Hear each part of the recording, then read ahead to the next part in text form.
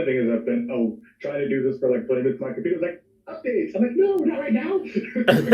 Yeah.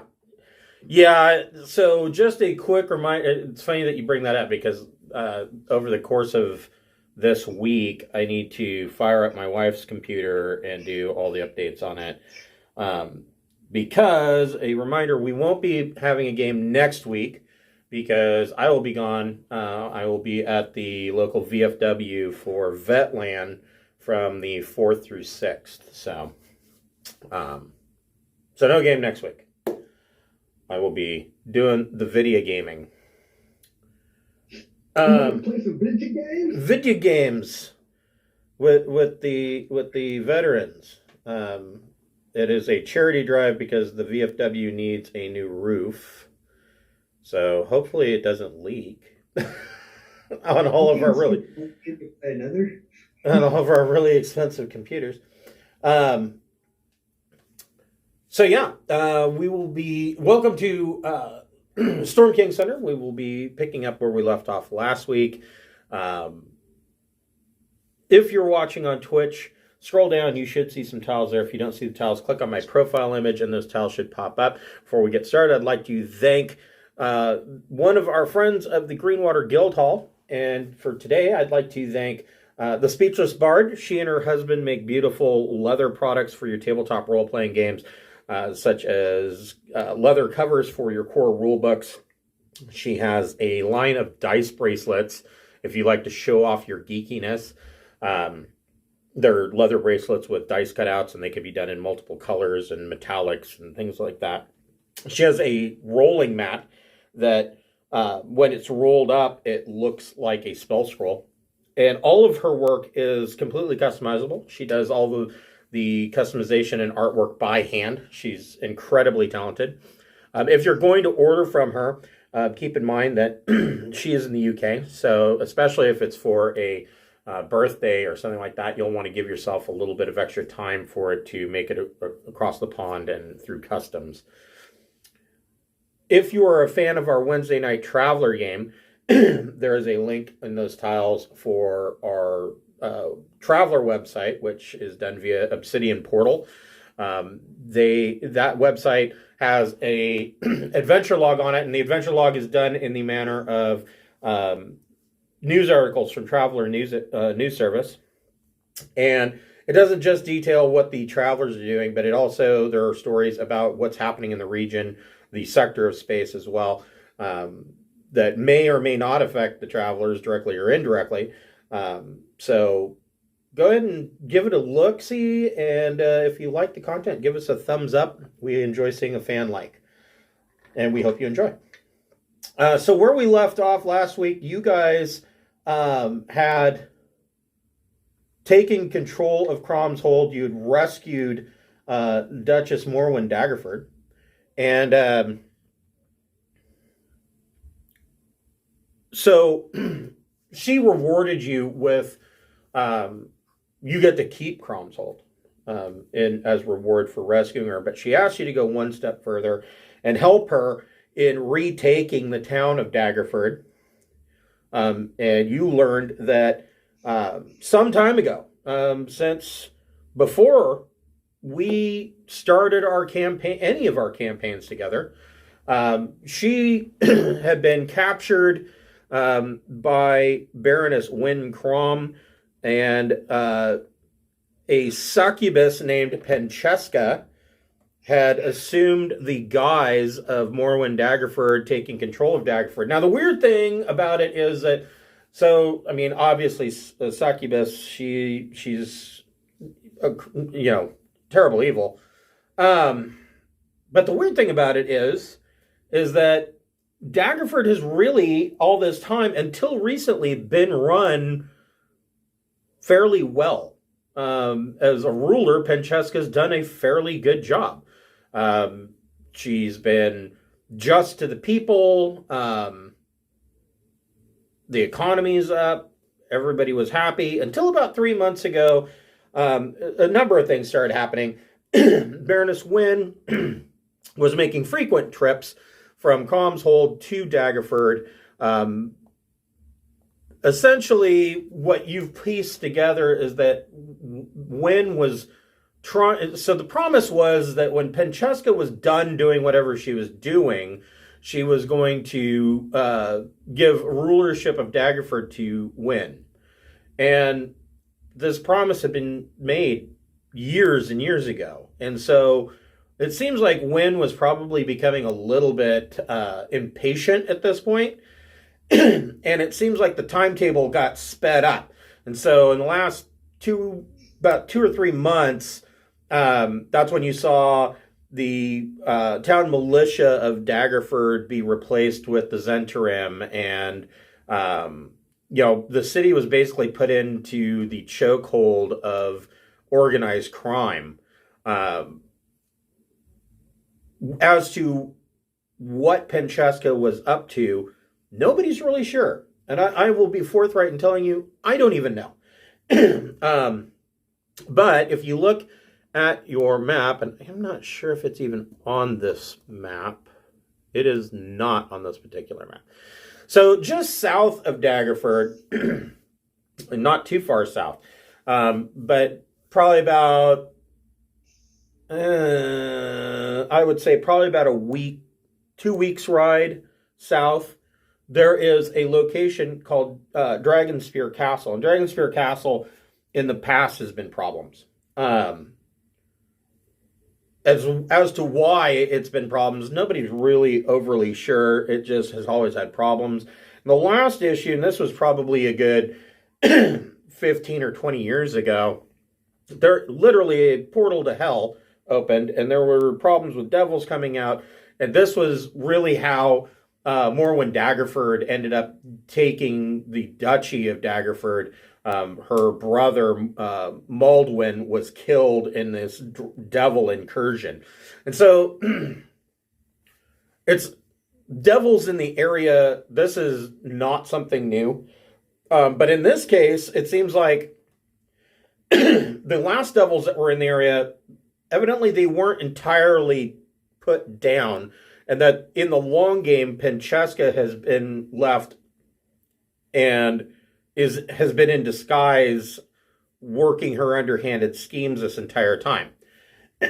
So the question then is, or the question was, so you have control of Daggerford. You made a pact with the Blue Feather Lizard Folk tribe, and kind of invited them to come into Crom's hold and fortify the hold. I mean, it's not like you have. I did not invite them. Well, yeah, you didn't invite them. But so I mean, your diplomacy skills worked out. The next question is how do you want to go about? Well, you guys don't have an army, and the lizard folk are not. They're not going to march out of the Lizard Marsh towards Daggerford. But they would be willing to scout for you. Steve wants to iterate that he was not part of the incursion. He's only been a devil for about a year, so that was not him. I had nothing to do with this.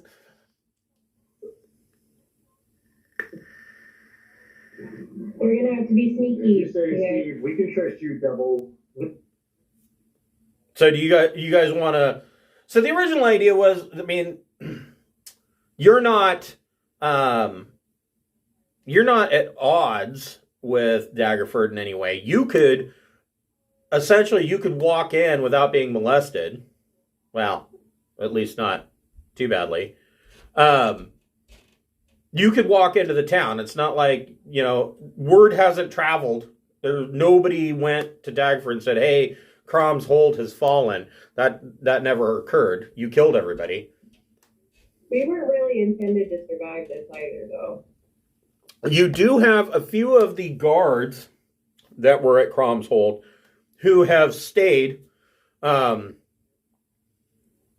were just, this was a job for them. And they're not okay with the fact that they're working for somebody in league with devils. So you seem like the next best thing. Of course, they're hoping to continue to get paid.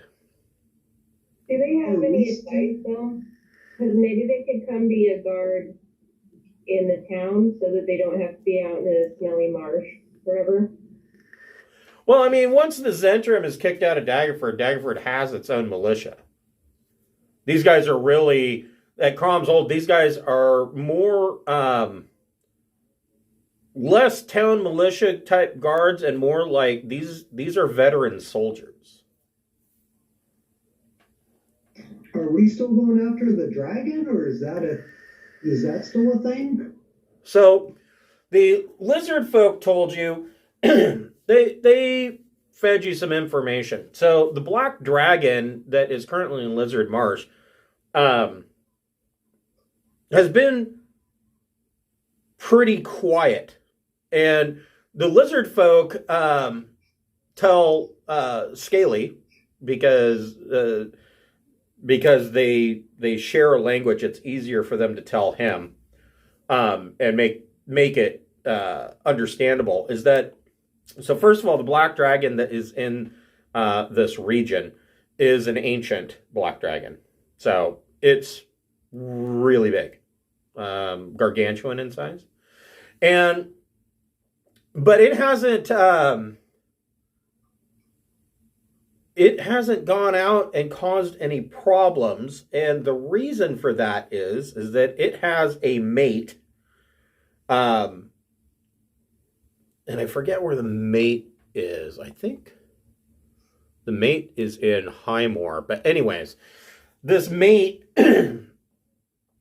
kind of got pissed off at him in how he was dealing with the humans and demi races, and basically in that he was drawing too much attention, and she thinking ahead didn't want some kind of jihad against the dragons, and so she was like, my husband's being a fucking dumbass, stop that. And part of the problem is that they do have young, and he has been left with two of them. One is an unhatched hatchling, the other one is a wormling, and she doesn't want anything to happen to their kids, and so he needs to shut the fuck up. And so he basically has. He hasn't caused any problems for anybody. He certainly hasn't attacked Crom's Hold in the last 20 years, and for the most part, most people haven't seen him. And if they do see him, he's usually flying at night hunting to feed the kids. And he doesn't want to rock the boat with his wife, and so he has laid low. He does have dealings with the Blue Feather Tribe. He does have dealings. He, of course, has a number of kobolds that tend to him in his lair. But aside from that, he has not rocked the boat and caused any problems. Black dragons. Stay-at-home dad. Yeah, he's basically a stay-at-home dad. And it sounds like took out a restraining order or moved to her mom's house. Well, she never really gave up her flat, but either way, they're both going to sink into the swamp. Sounds like a bad divorce case in the making. Yeah, well, yeah. I mean, they're not necessarily separated, but dragons live a long time, so even though he's behaved himself for 20 years, that's probably not long enough to. That's like 15 minutes in dragon grudges. So he's behaved himself. And it should also be noted, the Lizard Marsh, it's not like a swamp that you say marsh or swamp, and the first immediate thing that comes to mind is like,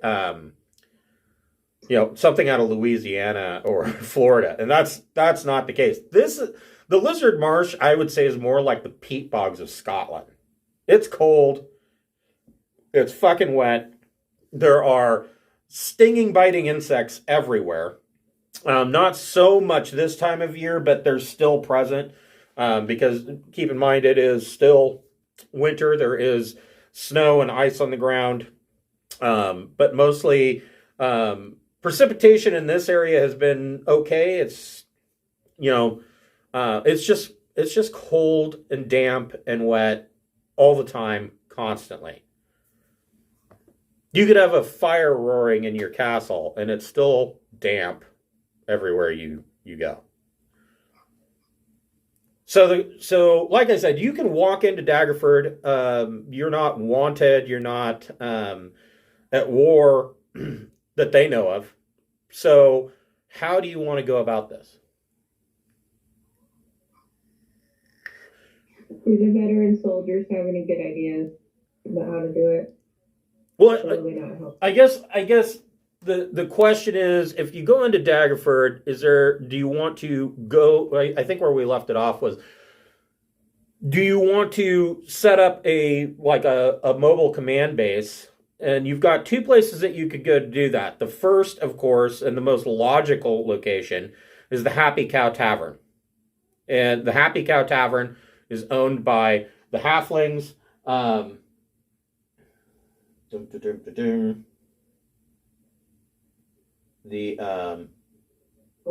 were going to camp on the side of town that the reinforcements would come from if they do come.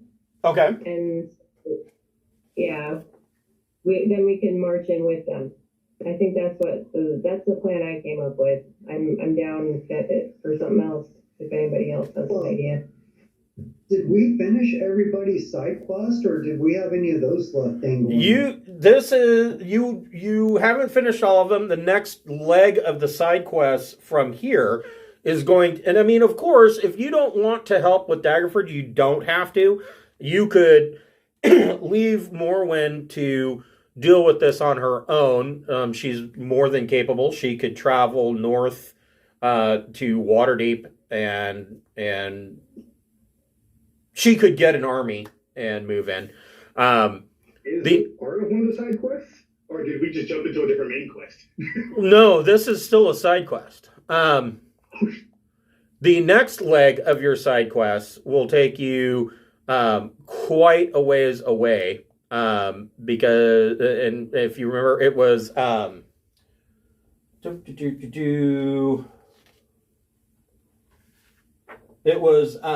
the Awakened Trees quest. Yeah, I get to hug an ancient tree. Yeah. Lifferloss's quest takes you some ways away. So this was kind of, you were getting the local stuff done first before you do that. Lifferloss's quest. Let me look here.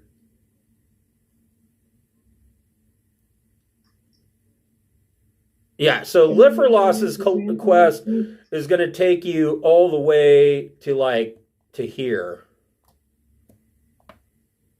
So you're going to be on the road for a while. Buckle up. So it's up to you guys if you want to deal with this or not.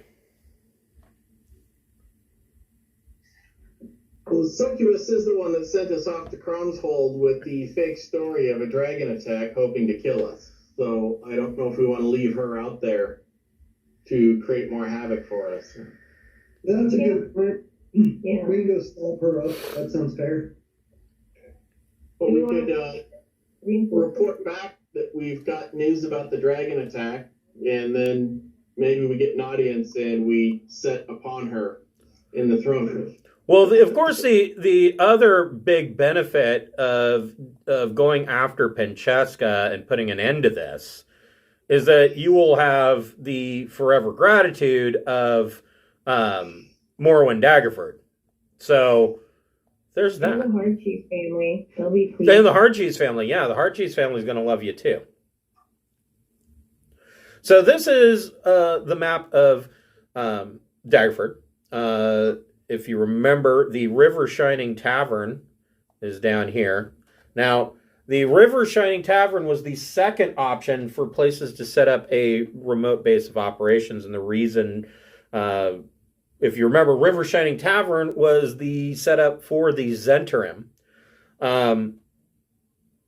That's where they're basing their operation out of. Now, even though that Weeben is a part of the Zentrim, I don't necessarily know that. I mean, I don't think that Weeben's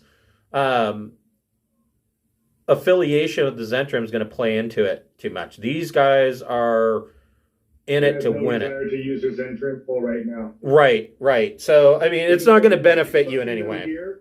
And then try to be like, oh, wow, look, another place for me to kind of help out after the fact. Oh, I wasn't there when it happened. What? That's crazy. Yeah, right.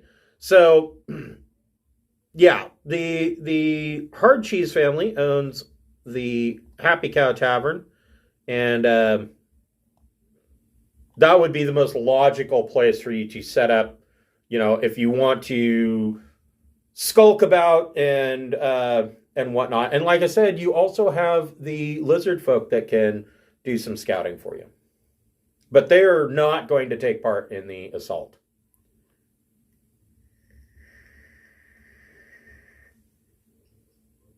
How successful would lizard folk be in scouting in the city? Not in the city. They won't enter Daggerford.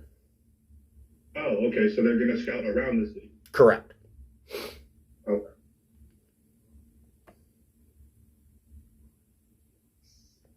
I don't think it'd hurt to know from them if there's any forces waiting outside or what other prep she may have done if things go sideways, that we could at least know what might come in the door after us.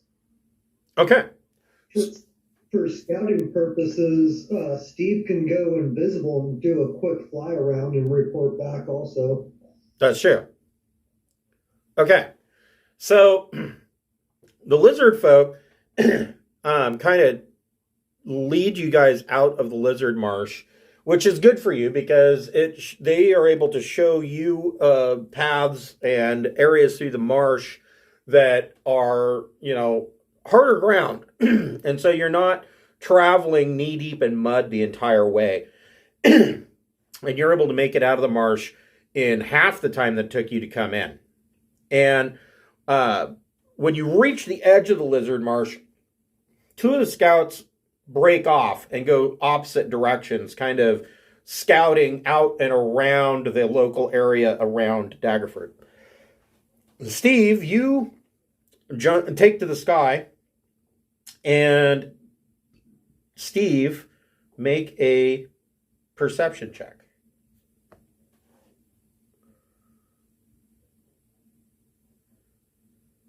Alright, perception is not one of my strong suits. Let's see. Says the devil that volunteered to fly around and look at shit. I didn't see shit, I was blinded. What'd you get? A 2 plus 0. Oh, boy. Okay. Yeah, I didn't see. I got some dust in my eye or something. So you guys make a camp and wait for Steve comes out and he's like, I didn't see shit.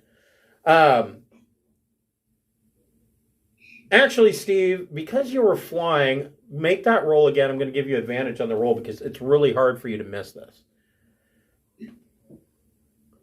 Steve's pretty dumb. Oh, 4. So you did miss it. The lizard... Question. Steve comes back. Does anybody have talk with animals or speak with animals? Okay, I used my inspiration and rolled with a different die this time and at least got 11. So, on an 11, Steve, you're flying around and towards the setting of the sun, you see an airship descend, and this airship looks, it is fabulous looking. Like, it's got gold trim. It doesn't look like any kind of combat craft. This thing looks like a luxury boat. And you see it descend out of a cloud bank and quietly descend and drop into a small veil of trees. And as the sun is setting, and that's all you see. And so you come back, and Steve tells you guys, hey, I saw this airship. The scouts return probably around midnight, and the first scout, he comes from the southwest side of around the Daggerford area. Tells you that he didn't see anything. There's, the area is clear southwest of Daggerford, completely normal. Some trade caravans and whatnot on the road, but other than that, there's no threat.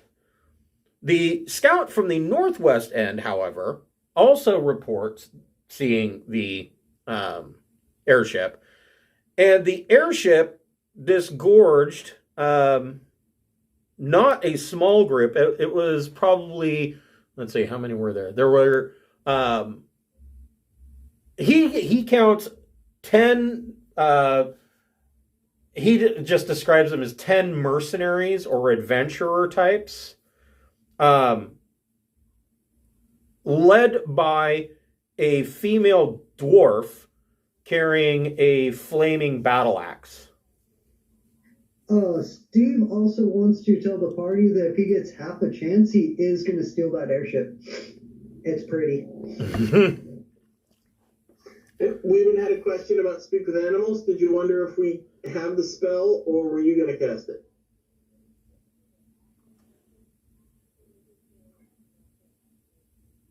Anybody? Damn you, mute.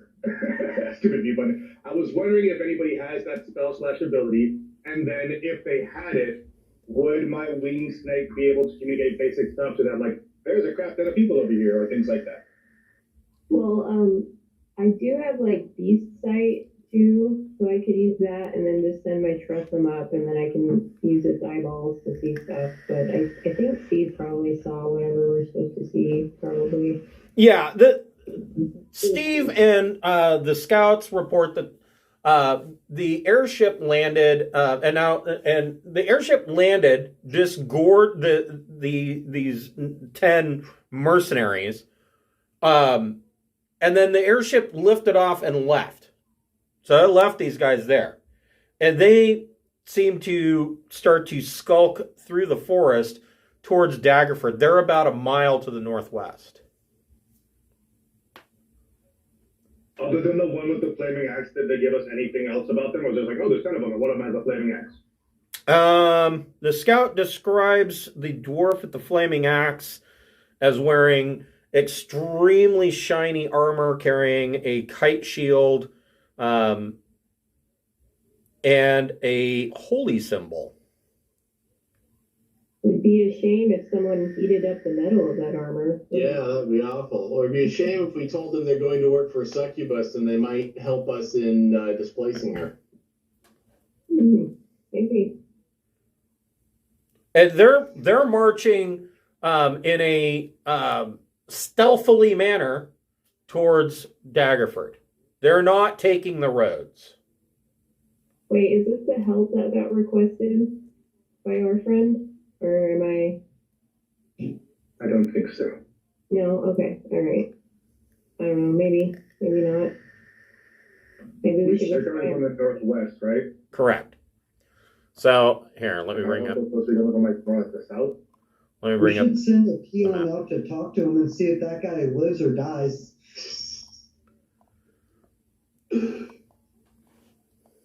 Yeah, send one of those guards.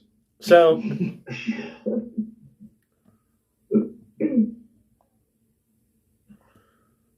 the mercenaries are coming from here. Our friends would be coming from the other way. Yeah. And down here, the lizard folk showed nothing. They didn't see anything.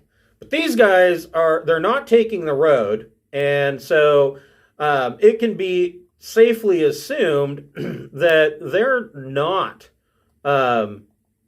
not on the side of whoever is in rule of Daggerford, or else they would just be taking the road and going in the farmer's gate. Okay. We should probably try to intercept them, or at least spy on them, if nothing else. I could wild shape into a forest creature and try and play out, not quite tracking them, but maybe leading them towards the party if they're on the hunt, or I'm appealing game. Okay. You can pick something quick that's not tasty, and then that would make it easier to spy on them. Although I don't know what we're gonna discover. They're probably just gonna keep moving towards the town. But yeah, let's go, I say. So are you going to intercept? You're going to go to intercept the mercenaries, or are you going to town? I feel like it's better to fight them before they get to the town and have backup. Yep. Are we gonna go on our own, or are we gonna try to take any NPC guards, or how big of a force do you want to take out there? The only friend we have is that old guy who used to be captain of the guard, and he's like really old, so I don't know. I don't think he can help us. Yeah, and if you take the guards, they're going to stick out like a sore thumb. Maybe we should just have them be positioned on that side, so that if they make it there, we'll have backup and it won't look weird. You guys sit on the wall. If you see us running like hell, get ready. Yeah. Yeah, pretty much. So, okay. So if you're going to whoever's going to intercept the mercenaries, are you splitting the party, or is everybody going? I would assume all of us would be gone, because if I think we're going together. there's only 5 of us. That's a 2-to-1. I don't think we should go with anything less than full. Okay, so that makes sense. So Scaly, what kind of animal are you changing into? I was thinking most likely a giant elk if it fits with the forest. I'm not necessarily bait so much as I want to be a surprise addition, but we're all going to be kind of knowing where people are. I want to gain information. Gotcha. So everybody make a stealth check. And Scaly, you can make that stealth check with advantage. Double 17s. That's still pretty good. I got 21.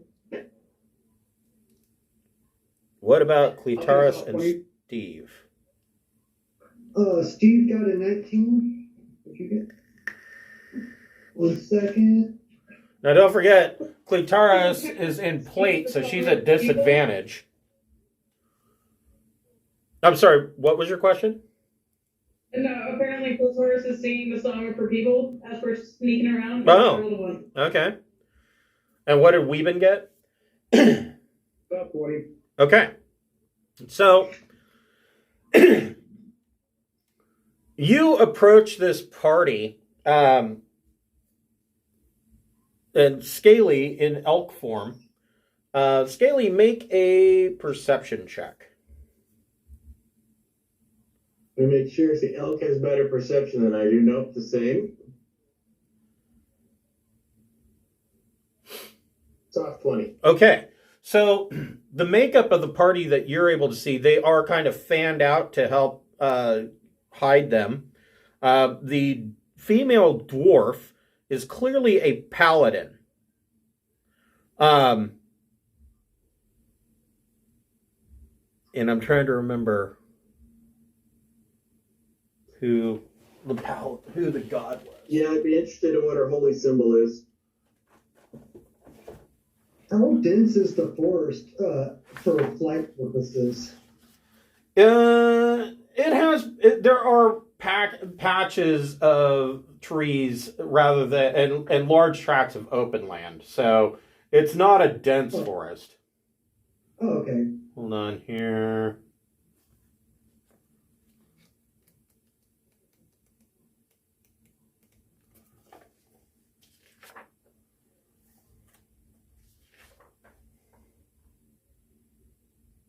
Tyr. The holy symbol is Tyr, god of justice. Mm. Then you see a dragonborn paladin traveling with the group. And their holy symbol is Tiamat. There is a wizard traveling with them. Is he a wizard? No, sorcerer. He's a sorcerer. Actually, there are two sorcerers. One of the sorcerers has, it seems like, static electricity around her. Your guess would be that she's a storm sorcerer. Mm-hmm. There is a barbarian, and let's see, did they have a ranger? You see another guy, clearly a rogue, that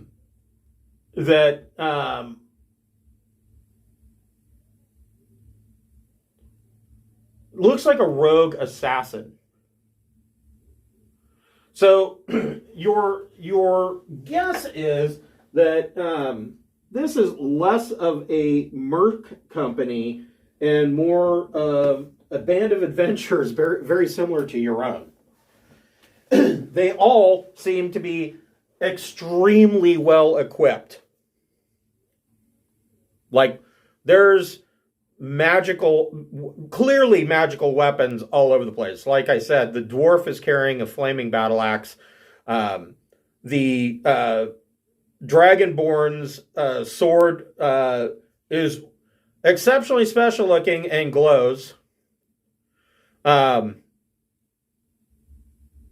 seems to talk.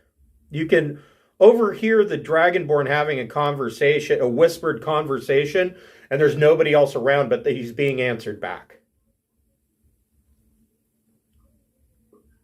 Just control the tiger, Lord. Thunder.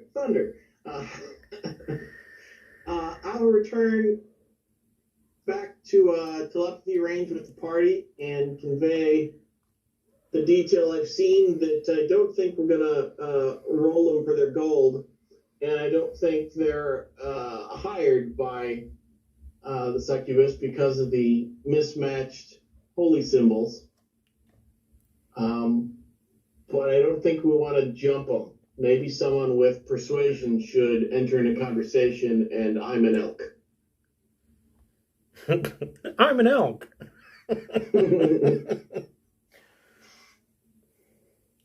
Our paladin would probably have the best luck, right? Well, paladin might have the best luck. Good paladin versus evil paladin, not a good idea. I look evil and I have a decent charisma. Well, one of them has like an evil holy symbol, but the other one, it was like the god of justice or something, right? Right. Tyr and Tiamat rolling next to each other is a little strange. I mean, I guess I could walk up and be like, yo, fellow paladins. Yeah. Hello, my Yeah. fellow. Steve's more on the intimidation versus persuasion side of things, though. I can. I got a +6 on the persuasion thing. I got a 10. Wow. Yeah, that's a lot. So, how do you guys want to deal with them? Do you want to, I mean, do you want to go up and meet with them, or just ignore them entirely? I'm not speaking, so like I'll by all means walk up to them and be like, hey, what's up? Okay. Is this where we're supposed to meet? Yeah. Yeah. I wasn't sneaking. That man walks alone. So you walk up, basically, Clitaris, who is not really hiding herself at all anyways. She's singing the song of her people and crashing in her plate armor through through the forest. Walks up. Clitaris, make a perception check. Perception. 9. So you see the two paladins, and you see the two sorcerers, and the barbarian. You do not see the rogue at all. And you step out and say, "Hey, what's up?" The female dwarf, the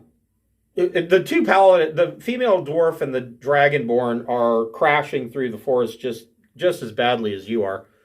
And the dwarf brings up her axe, and she takes her gauntleted left hand, or she kind of scrapes the axe on her shield, and it lights.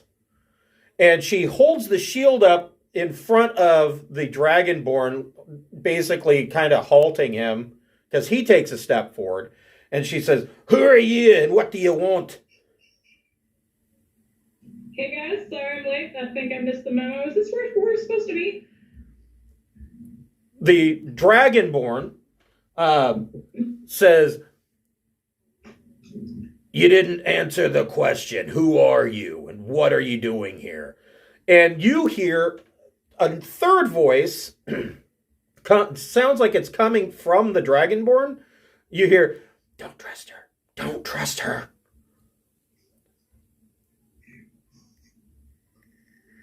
I say, I am Clitoris, Paladin of Helm.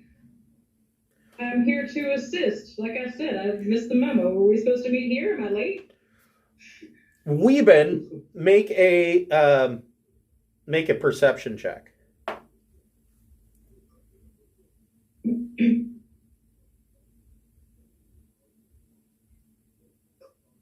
Of course, I accidentally closed my Skype light. 24. Okay. Make a... so, you see, coming up behind Clitoris, you see the mercenary company, or mercenary group's rogue. He is not a halfling. He's like medium-sized, looks human. Coming up behind Clitoris. Well-aimed shot at his feet. So you fire a well-aimed shot at his feet, just as your arrow lands at his feet, just as Clitoris introduces herself as Clitoris, and the rogue literally starts laughing so hard that he drops his dagger. And the Dragonborn paladin starts to snicker and laugh, which coming from a Dragonborn is actually quite intimidating. And the dwarf says, "I'm sorry, what did you say your name was?" I'm gonna step to the side so the guy's not behind me anymore. Yeah, he's laughing. He goes, I'm sorry, I couldn't bring myself to try to subdue you. What was your? It'd be hard to subdue the clitoris, but my name is.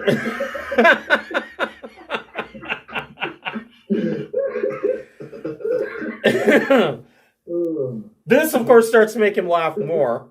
And the dwarf says, "That's a very unique name you've got there, lass." And she says, what would you be doing out in these woods here at night? You know it could be dangerous." So?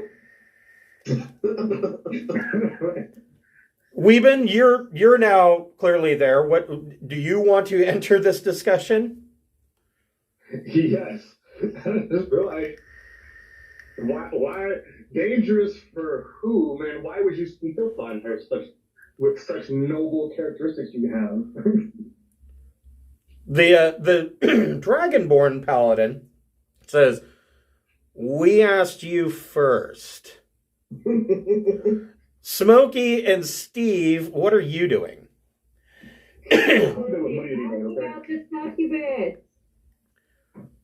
Okay, so Smokey, you yell out, "Ask about the succubus," giving away your position, and the Dragonborn kind of turns and looks. He goes, and you hear the whisper say, "They travel with a bugbear. Oh. And then it says, oh, shit. What was his name? Oh, you hear the whisper go, Rogar, if you hadn't killed me and stuck me in this goddamn sword, you wouldn't be having these problems. I'd have been able to take care of a bugbear. Rude. Well, as you just have said, did you have information about what the fuck her name is, succubus? As far as Steve's just staying in the bush. Okay. Looking back and forth like, what the fuck is going on? The barbarian turns and looks at the elk, and everybody can audibly hear his stomach start to growl. And he goes, "That looks good." Also, now that he's close enough, you realize that this barbarian is kind of mildly glowing, and seems to have wings, like angels' wings. Angel barbarian? He looks to you, Zinquinal whispers to the rest of the party. She says, he looks like the drawings of divas out of my holy book.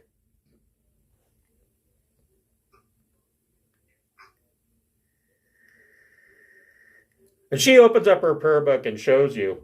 And sure enough, this guy looks like a celestial. He looks like an angel. Cool.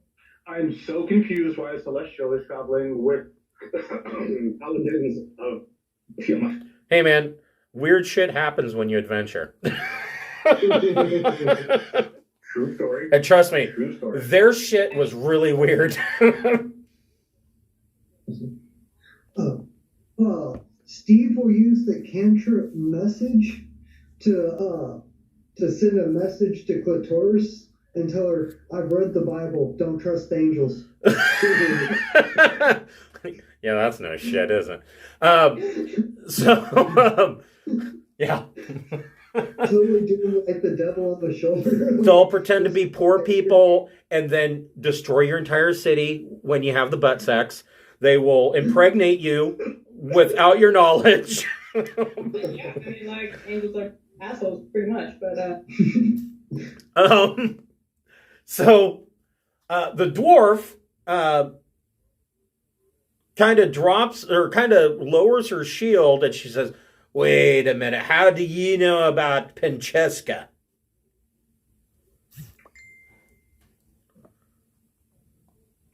We found their big contract. It was made of metal. All of them look at one another and they all kind of start to nod and they're like, yep, that's an infernal contract. We've seen that before. Wow, they're so much more experienced than us. Quite a bit. They're much more than us. It's rude. We're going to show off when they get to town. It's going to be awesome, though.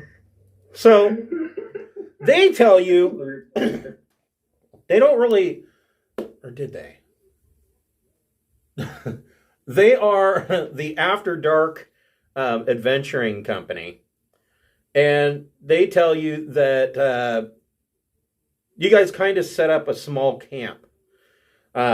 No fire, because you don't want to give away your position. The only light that you really have is coming from the barbarian, the one sorcerer's infrequent flashes, and the dwarf's sword. And they tell you they have been adventuring for quite some time.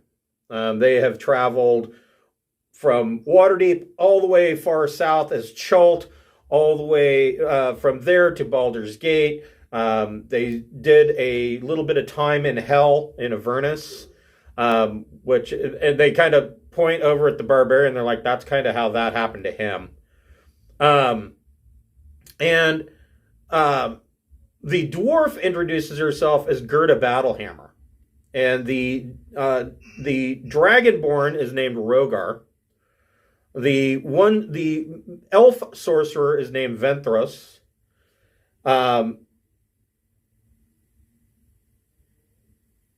The rogue is named Date Rapier. Which, if you write that down in your character sheet, tell me what that looks like. He's a date rapier. Yes, date raper. And so they all tell you, they give you a little brief overview of, some of the stuff they've done, kind of exalting their own deeds. And telling you that they came here to put down the whole thing going on in Daggerford. However, their problem is they don't really have an open invitation to walk into the town, so they were going to assault the walls of the town and make their own way in. They were going to go full. These 9 individuals were all going to go on, or not 9. Let's see, 1, 2, 3, 4. There's 2 rogues. I don't remember her name. So yeah, there's 9 people. They were going to more or less, just the 9 of them, going to assault the walls of this town. Okay. We can walk in. Yeah, we can say we found some people that have an interesting proposition for, is it Baroness or Duchess? I don't remember. Duchess. Yeah, we can say they have an interesting proposition for the Duchess. We think she'd like to hear it. We can bring them in. So. And we can claim who played the dragon, because who cares? She won't find out anyway. So Gerda tells you, she says, go ahead and tell us your plan.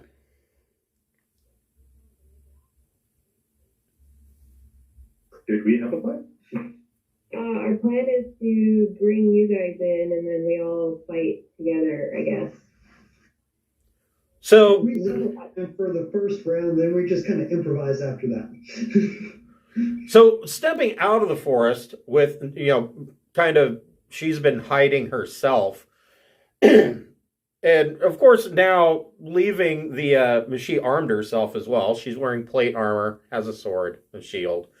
Morwen Daggerford steps out and she says, I have a better plan. This is actually a fortuitous meeting. She says, if you would indulge me, I can give you the idea that I have. She says, so obviously I can't enter the town because that would mean there would be 2 of me.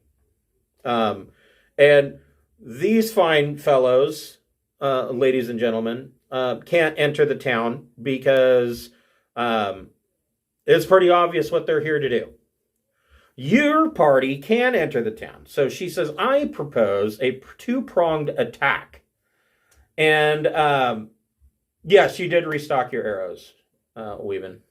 In fact, all of you have restocked your arrows and your any rations.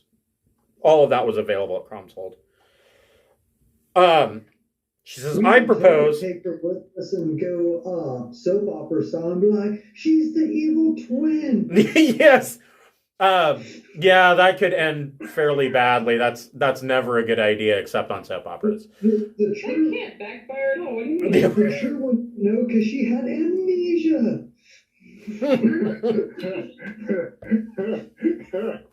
After falling off a cliff in a burning car that explodes at the bottom. No, they survived, and they have amnesia, and they're the evil twin. And Duchess Morwen's plan is that she lead the After Dark party in an assault on the wall, which is going to draw the Zentrim troops to that location to defend. But before that happens, you guys will just walk into the town.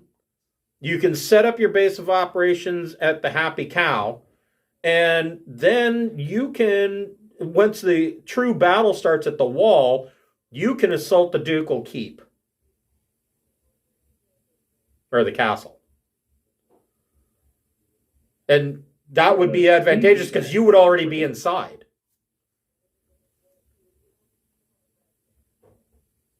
That sounds great. I'm down.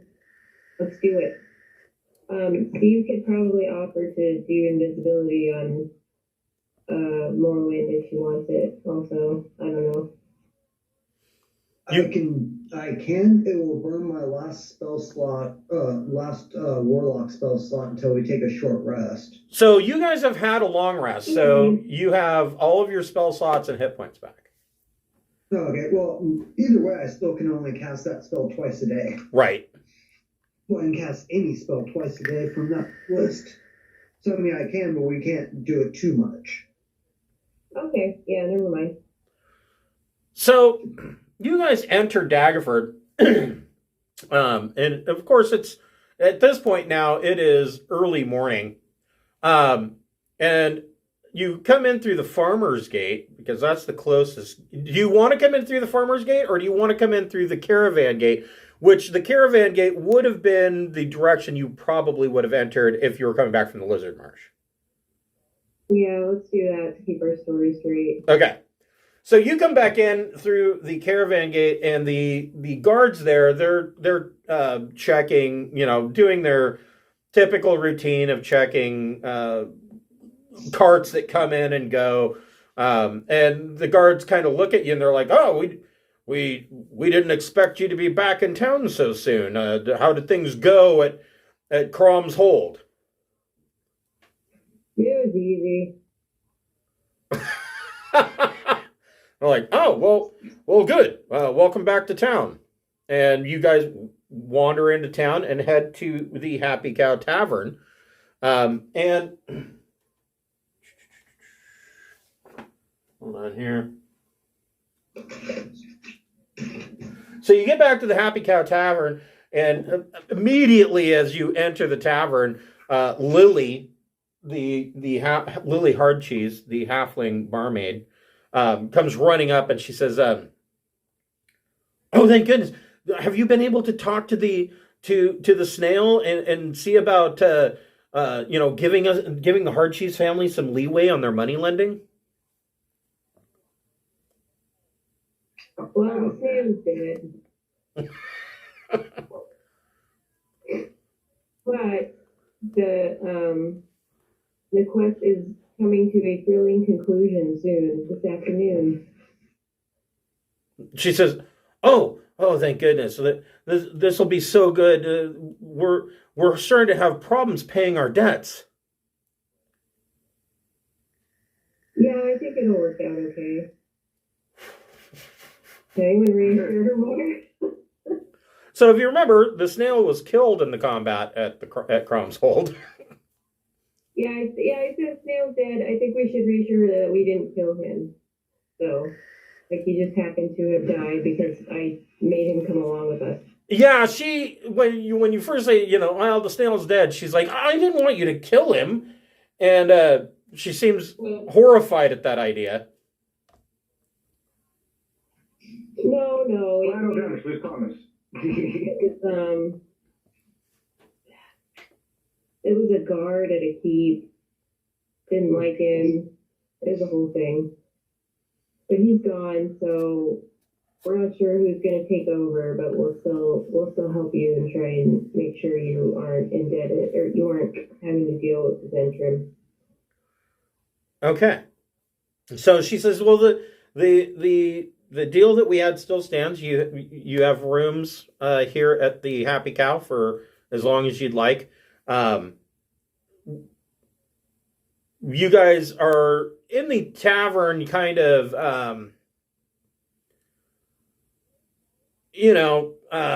discussing your next move. So this is the Ducal Castle. How do you guys want to go about it? I say we do a two-pronged attack once the main forces hit the wall, come at them from two sides. So split the party? Yeah. Damn straight. That's the quickest way to be Worked sure. well for me the last 3 times we did it.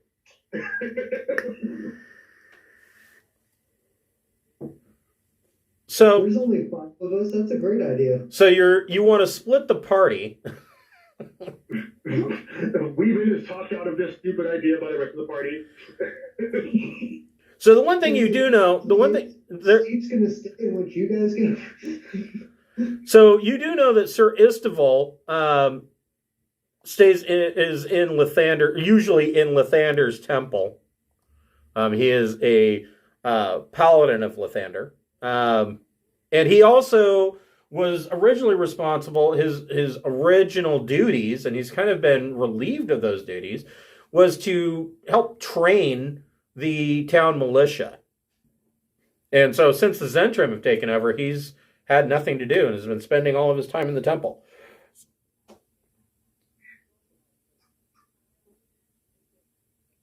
So you could incorporate him if you so wanted. I want to. I like him. Sure. He's like a nice guy. Are we Okay. going to make a claim that we're reporting the black dragon problem to the fake leader, and then when the attack starts, fall upon the succubus? Is there any way maybe we can lure those big ass giants that are dismantling the tower over to these and make them? They're all Into town. I don't know. I don't know if I want that wild card situation. You guys, What I wanted to do was pretend to have slayed the dragon and that we only look like lower level characters as the disguise. I will be right back. So You that can discuss scare it. the shit out of her. Yeah, we took care of the dragon problem, easy peasy, and we're reporting on what we found. The Yeah. snail is a halfling too, right? Yeah. I could use my disguise kit to pretend to be the snail. That would be fun if nothing else. Would it be useful in any way, shape, or form? Maybe. Fun is useful. Fun is useful. Yep. Maybe disorienting for them. The snail is fighting on our side just to throw them off the whole time.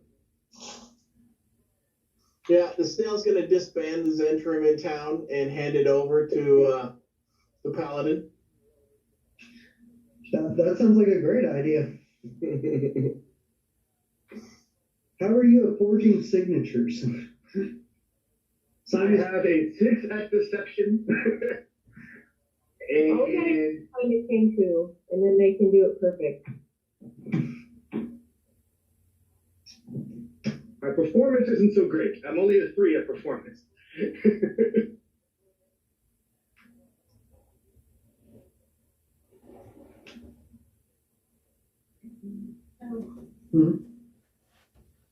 A deception. Yeah, I think that gets us both hopefully off balance and involves the. Why does a paladin have a +10 to deception? He's got to get people to convert to the religion, so he's got to Yeah, like I'm them. gonna say like or whatever your deity is, you gotta like one. So what's your Is there, plan? like a free personality test? I mean, here, Hey, Chris. Yeah. Having never done it before, what skill is it to use the disguise kit? So it would be deception would be the Okay. skill that would be used. Okay, I wasn't sure if that was like a performance thing. It was like, please no. Well, performance would come into it later, but your deception is going to be what's used to initially figure out whether or not how good your disguise actually is. Gotcha. Okay. So first, do I look like me, and then 2, do they believe that I'm acting like me later? Correct. Okay. So I apologize, guys. I will be back once again. You can finalize your plan. So that was a plus thumbs up to the whole disguise kit thing? I like it. Yay, I get to do it. If you're worried about performance, you could say you lost your voice. Mm-hmm. You It can't was say really Well, at the keep, the prison changed me forever.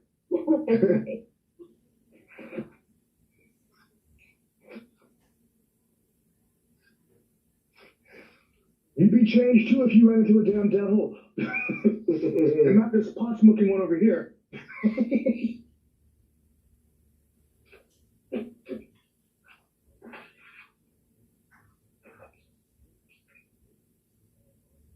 Are you on my ceiling?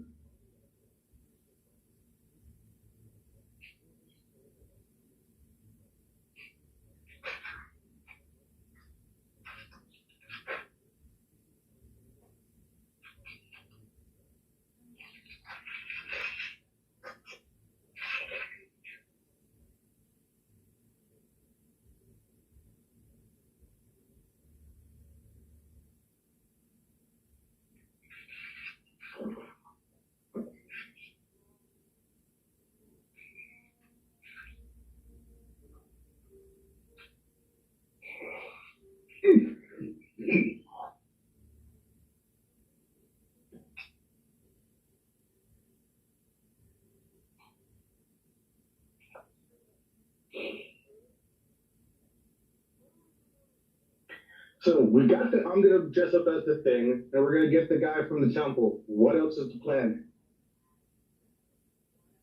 I think you should tell the succubus playing the Duchess that the Zentrum is going to void their contract and return patrol duties to the town guard. See what that does to her state of mind. Yeah. Okay. Tell her that we're done with this town. We got called back to Waterdeep and crazy shit's going on with the other faction. We got a dip. We're gonna give control back to him and see how that plays out. Yeah, there's no profit in it, or it's a bigger hassle than she said, or whatever suits you to that end, I guess. Like, you said I've been making at least 25% on my profit margin, and we're clearly only making about 10 to 15. It's not worth it. It's not worth the trouble. We're out. And then there's that whole devil thing that I ran into at the prison. Like, what the hell was that? I'm in it to make money, not compete with, not fight devils, okay? Sure. We're here to break Is it the devil that killed the the pain. snail? I Well, I wasn't there think for it who was killed the snail. one of the keep guards that was still on board with keeping the Duchess prisoner.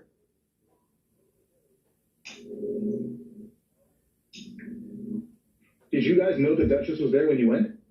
No. Oh. But then why'd they kill the snail? Collateral damage. Oh, okay. So as far as they know, the snail died from the devil. The snail died way before that, but nobody there knows that. I don't know that any of them know that Snail's dead anyhow. Oh yeah, go play. Yeah, it just happened. Nobody outside of us knows that. Okay, so as far as they know, the snail's alive, and I saw the devil. Good movie. And I'm not with it. There's not enough money in it to take on devils. Sounds good. Alrighty.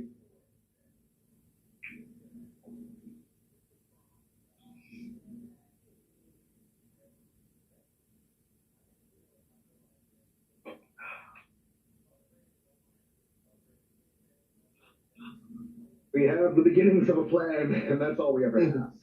It's 12% of a plan.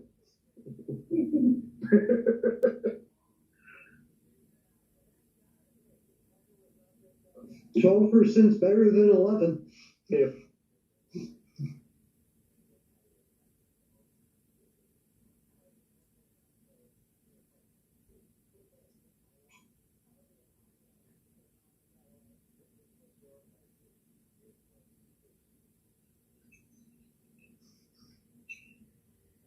So I think that does a good job of why the old captain of the guard would be with us too at the transition, and he's present. That's a good point. I didn't even think of that. I'm gonna grab a snack.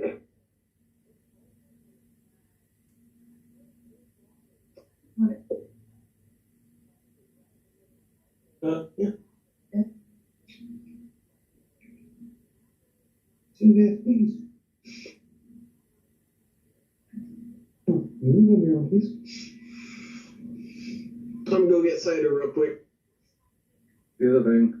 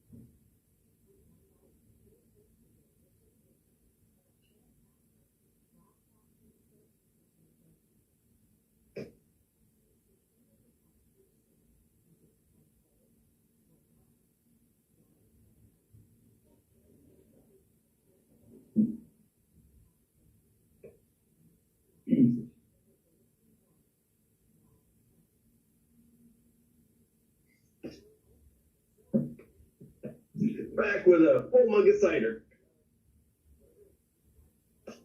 Ready for our next risky encounter.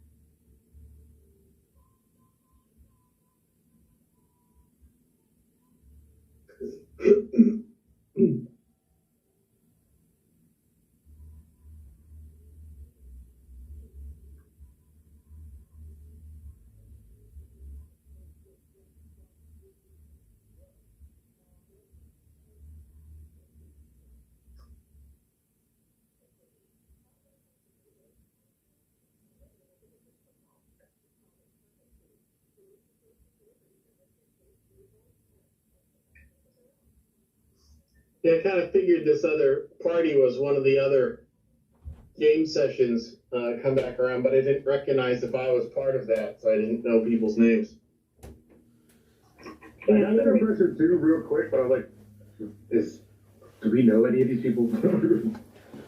So, what were you guys talking about? Whether or not Jeff knew some of these NPCs? Yeah, out of character. If they were a prior party, I was a group. Well, Gerda is. Yeah, one of your previous incarnations had traveled with Gerda. The other group, no. Or the rest of them, no. But Gerda's story carried on past that. So, what's your guys' plan? So, Weeben's going to disguise himself as the snail. The plan is horrible. So I'm going to disguise myself as a snail. Okay. We are going to go by the tower, recruit the dude. So you're going to go to Lathander's temple and explain all of this to him? We're not going to explain everything, but we're going to give him enough that, like, we're going to tell him basically the snail ran into the devil at the prison. The snail is out. As me being the snail, I'm going to say, you know what? This town is crazy. I want nothing to do with this anymore. And you can take back over control. And I'm going to go tell her that now. And then we're going to go tell the lady that I'm pulling out the Zentrum. We're done. This place is crazy. And see what her reaction to that is. Okay. So you get to Lathander. So first of all, make your disguise check. Okay. Dice don't fail me now. If it's a bad disguise, the story. Yeah, Clitoris is throwing the help on that. Okay. So she's giving you the help action. Then you can make that disguise check with advantage. Thank goodness that it was an advantage, because the first roll was only a 6. Second one was an 18, plus you said that's a deception check? Correct. So 24. Okay. Nice. So he looks pretty believable, at least looks-wise. He looks pretty believable as being the snail. I mean, he's got the the scar on the face. He's got the eye patch. He is believable. Not sure how much assistance Clitoris gave, considering that she's a paladin. That'd be like asking makeup tips from Joan of Arc. But but he looks fairly believable. And so you guys make it to Lathander. Reminding me of the details. Right, yeah. No, he definitely looks this way. Right. So It's the wrong shade, a little darker. that's one of the things in D&D, the help action. Oh, well, I'm going to give the help action to the rogue who's picking the lock. How do you do that? Like, no, you're doing it wrong. You need to move the pick the other direction. What the fuck? Encouraging words. Yes, you got this, buddy. We believe in you. You're holding the lantern. Yes, you're holding the lantern. Yeah. Kind of like when you're a little kid helping dad work on the car. Hold the flashlight. Make sure the light's right there. And then you get yelled at like 20 times. You get yelled. I was just going to say you get yelled at. Yes. So, yeah, you get yelled at until your dad finally says, "I'm never asking you to do this again," and then you get asked to do it again. Exactly. So, you guys get to the Temple of Lathander, and inside there is a priest of Lathander and, of course, Sir Istival. And they seem to be in discussion. They're talking about so evidently you come in, their discussion is the Zentrim came and took all of the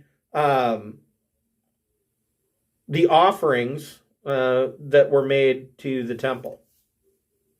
They basically, the Zentrim's city guard came in and took all of their collection plate money.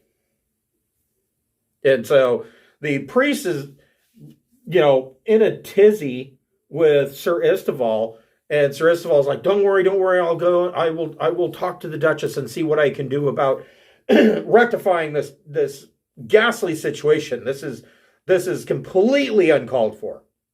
And you guys come walking in, and Sir Istival turns and looks at you, and specifically at Weeben, and he points to Weeben and says, you are exactly the person that I need to speak with. What is the meaning of this? I'll use my telepathy to tell Sir Istival, play along. This is going somewhere. And the meaning of this is we needed travel funds to get the hell out of this stupid town. We ran into devils. We didn't know devils were on the table. We want out. I'm about to go tell the Duchess that we're done with this. We're getting out of here. You can have your militia, whatever the hell that crap is, back. We're done here. Make a performance check.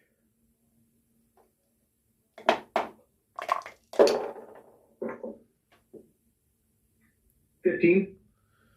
He also got a 15. And so when he gets the telepathic message, his demeanor changes a little bit. Like he gets a look on his face like, what the hell is going on? And he says to Weeben, he says, well, I suppose that will work in the town's favor. And the priest is looking at Sir Istival like, what are you saying? We need that money was to go to the god. That is the temple needs a new roof. When we leave, you'll get some of your money back. I'll give the priest my 10 platinum. Okay. The priest says, Are you sure, my son? This is extremely generous. I mean, that's 100 gold. That's probably the total amount that was in the collection plate. That was my guess. We still intend to return some of it, but the Zentrim out is our first goal. The priest says, thank you. this will go a long ways towards helping Lathander. Anybody who's ever been to church probably knows what a crock of shit that is. But anyways, like Jesus and God need money, but whatever. So Sir Istival says, I will take care of the guards at the main gate, and that will leave you to go in and deal with talking to the Duchess about the situation in the keep. I'll ask him telepathically, doesn't he want to watch us talk to the Duchess? Well, he kind of reminds you that, I mean, the town is crawling with Zentrum guards. And if you're doing what he thinks you might be doing, and he has some questions about the whole devil thing, because he was here 20 years ago when the whole devil thing happened.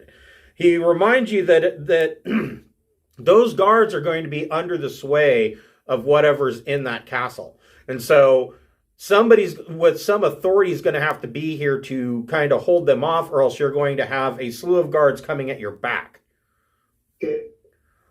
So he does exactly that. And you march into the second part of the castle, which would be here. Inner keep. Yes. Hold on here. I have something for this.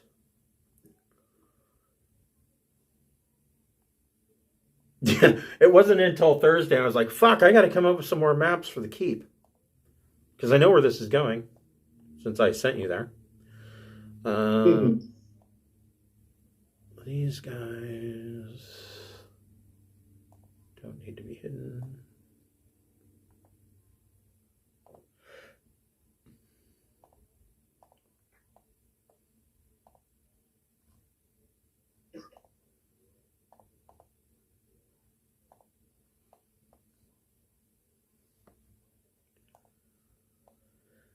Okay.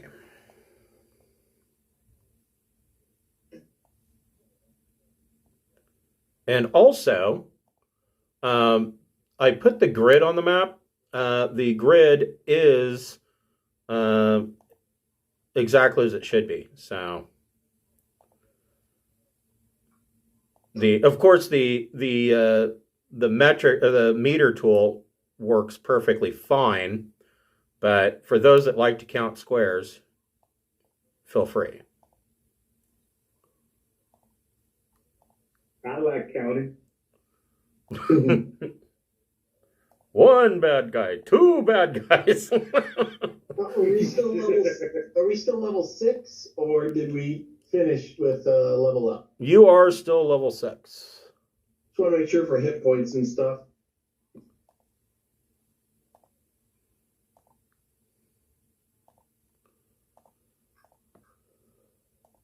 I have a feeling this is going to be a big fight, isn't it? Yes.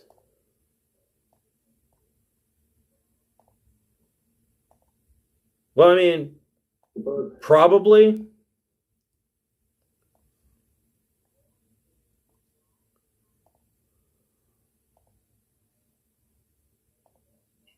And actually, Weeben's probably out front because he looks like the snail. Yep. Mm-hmm. For the first time ever, I'm actually in the front of the party, not hiding. Right. Okay. So you come in. This is the layout of the inner keep of the ducal castle, but that still sounds funny. Ducal castle. Ducal. So, Weeben, you're leading the way. There's 3 veteran Zentrum guards in here and a captain of the guard who is, you know that in this region, a lot of the captains of the Zentrum are ex-gladiators. So they're kind of badass. They know their shit. Are you saying anything, or are you just getting this party started? No, I am storming past them like I have every intention of ignoring them and talking to her. because I'm bigger than them and I'm better than them in terms of the Zentran ranking, and I'm going to her because they are below me as far as I'm concerned up on the scale. Okay. Go ahead. Are you intimidating or are you intimidating? I'm just gonna walk in. Go ahead. Sorry. Are you intimidating or are you persuading them to let you pass? Or are you just trying to walk past? I'm going with the persuasion of, like, I am eager to talk to her, and I need to speak with her immediately. That's the goal. Okay. You think deceiving them, right? Yeah, it would be a deception check. So go ahead and make a deception check.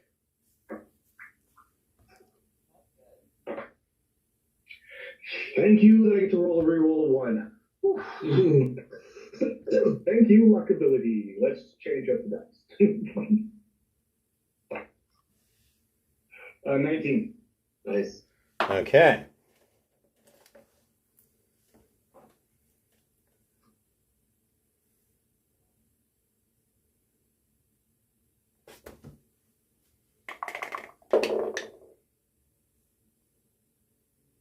Okay, so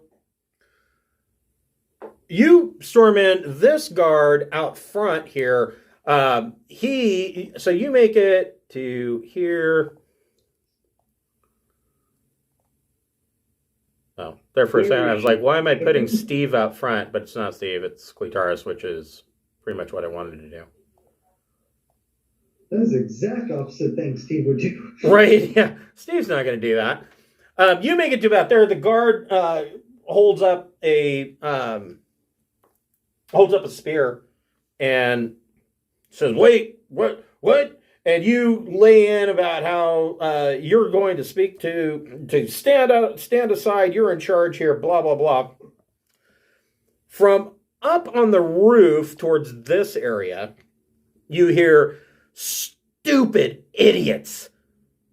Do not believe him. That's not the snail."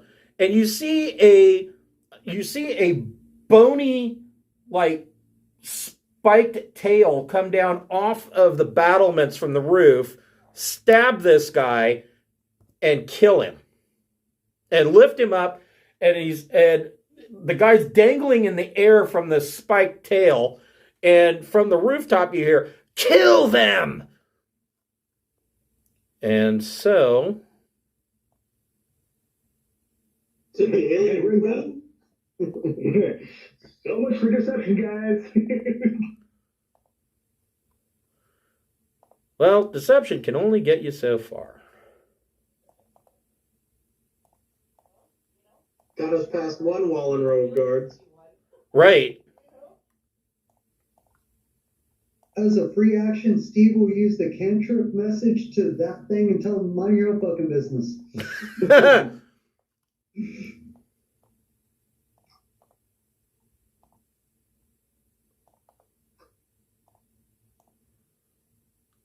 Okay. So if I can make this bigger, so I don't go blind trying to deal with it.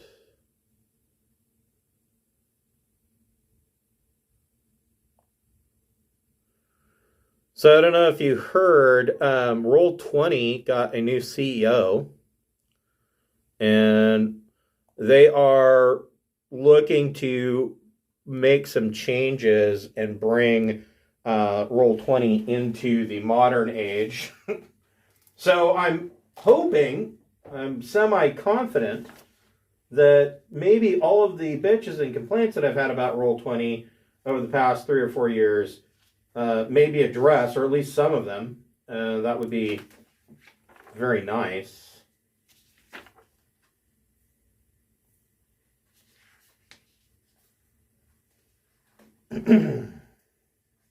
But we'll see. Okay. So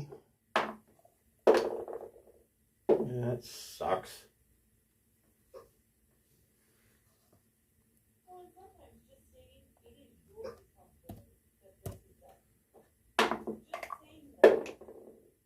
Ooh, that's better.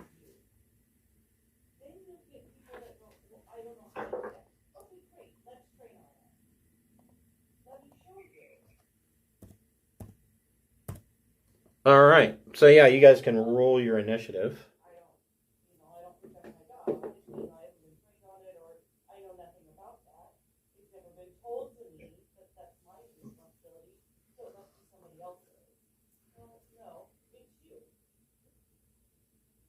What did Smokey get?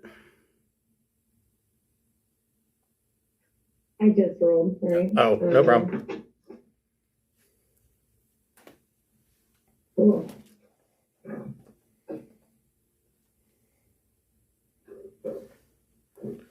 All right.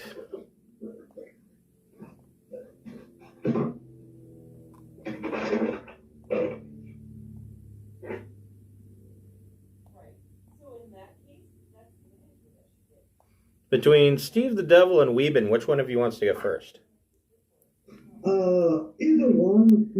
Weaving up to My you. intention is to drink a potion on my first turn. I should have done it before we walked over here, but I'm going to drink my potion of heroism. Okay. So we can let Weeben go first.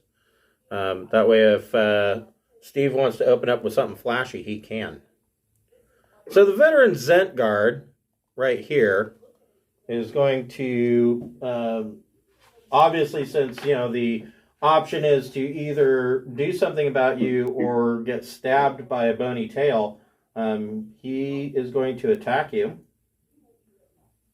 I'm sorry, he didn't have a spear, he had a longsword. And he is going to make 2 longsword attacks on Weeben. An 8's not going to do it.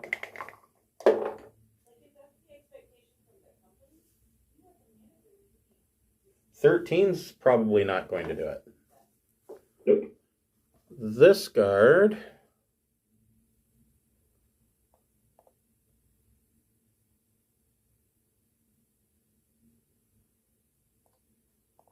can make it right there, and he's going to make 2 swings on you. Oh, but he bones it and falls prone with a nat 1. He is down. Down goes Frazier. Down goes Frazier. Okay. So, Smokey, what would you like to do?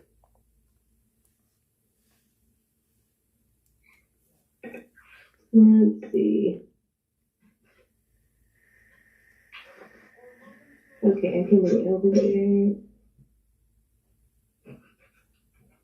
and attack this fella. Okay, go for it. Ooh, I got it at 20. Nice. Double damage. Alright, straight forward.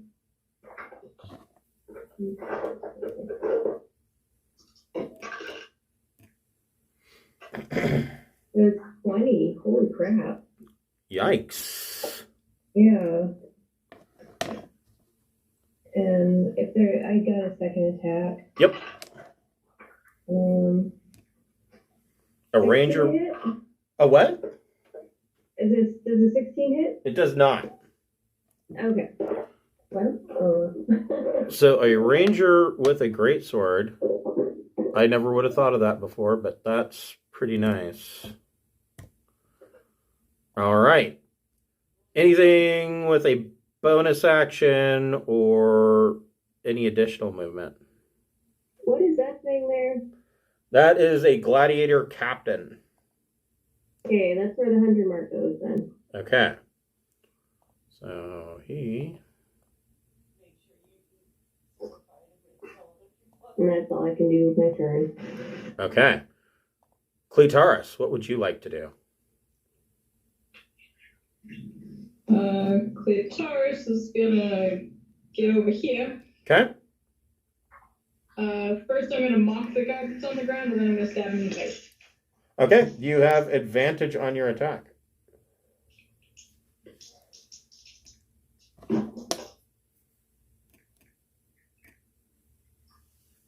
13. Nope. Okay, second attack. That was 18. Yes, that hits. And I get my sneaky damage. Yes, you do, because Weeben is within 5 feet of him.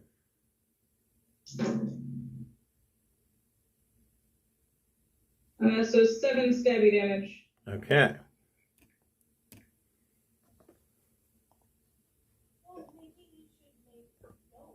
And that's it. Okay. All right. Weeben, what would you like to do? This guy you would have advantage on because he's still prone. And then, of course, there's this guy who's much more badly hurt due to getting smacked in the forehead with a greatsword. Okay. I will use my fast hands and bonus action to drink my potion of heroism. Okay. I feel like that might be useful here. Yeah.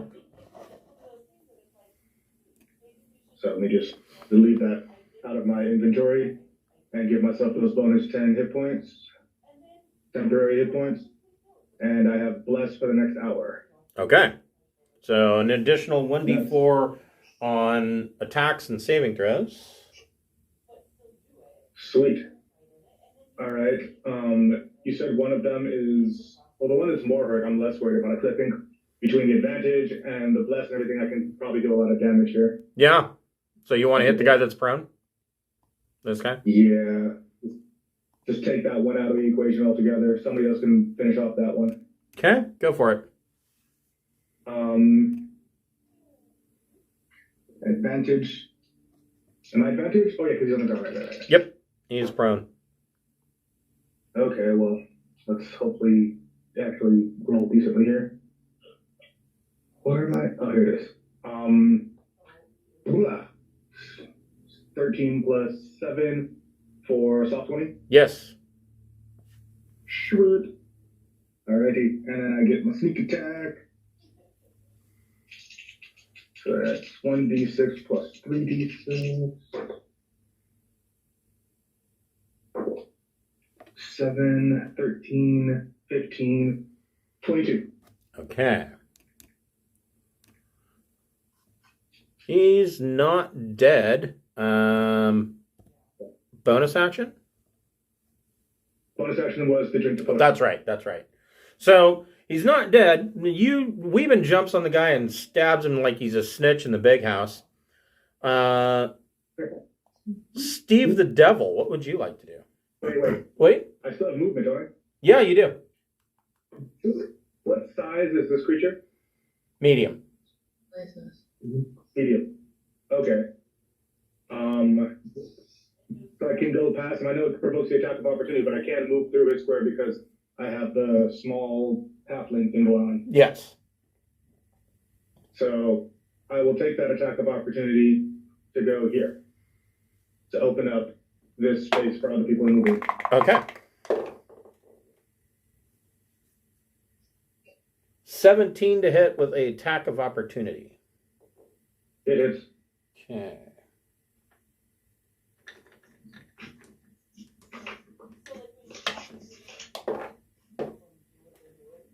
Nine points of slashing damage. I have one temporary hit point left. What was that? Could I have imposed my protection fighting style on that? No, because... Yeah, I suppose you could. Okay. So that would give the guy disadvantage on the attack. Okay. And use my reaction for that turn.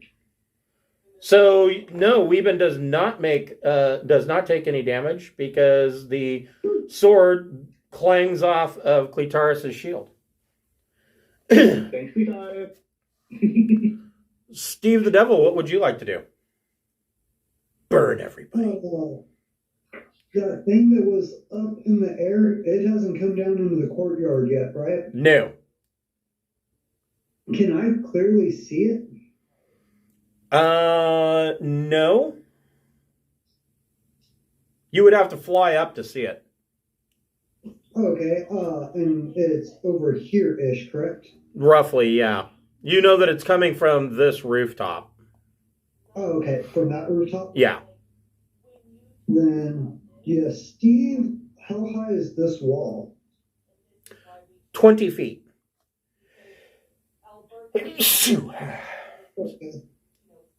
Steve will fly up to the top of the wall, landing on the wall. Okay. And can I see the thing now? Well, I will show you what you see.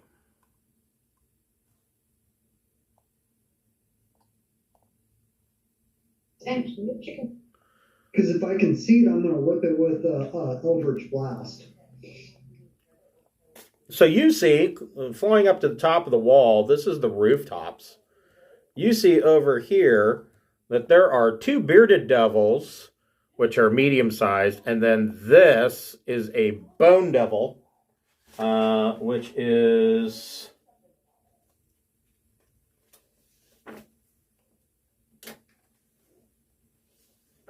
on the wrong page. Which is large, and it looks like a skeletal fiend. Large, in charge, quite pointy in places. These crenellations, so you're up on the wall here. These crenellations go up an additional 10 feet all along this wall. And you see that this is a bone devil and 2 bearded devils. Is there anything that you would like to do? Actually, let me throw an additional Steve onto this map to show where you're at.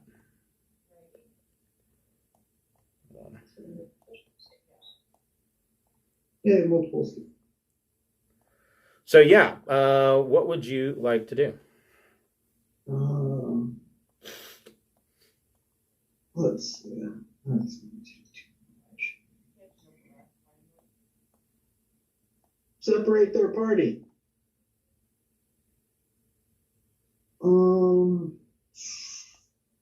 What's the distance here?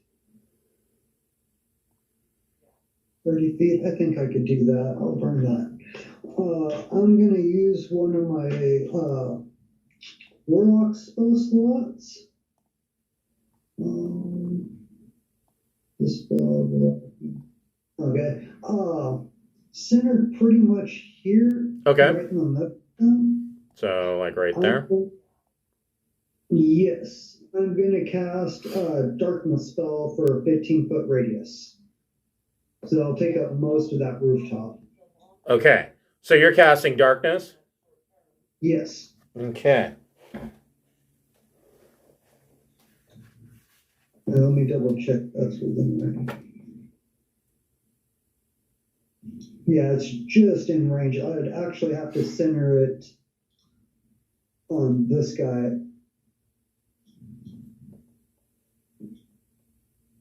Pretty much like right here somewhere.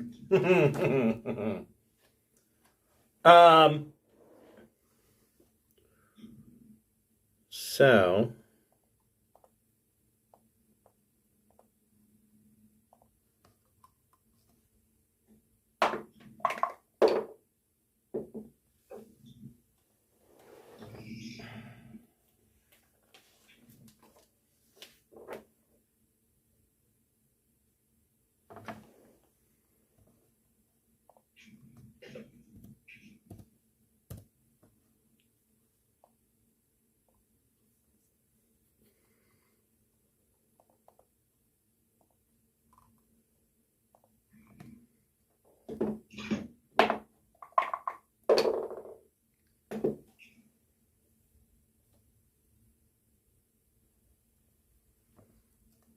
I mean, that's not going to stop them, but it'll slow them down until we can clear out the courtyard. okay.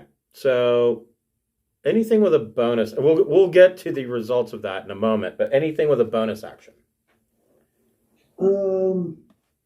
No, I don't really have any bonusy action kind of things at the moment. Okay. We will move back to the other map.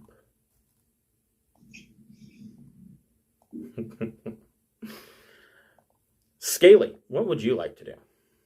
I'm going to move Steve kind of off here since you're up above.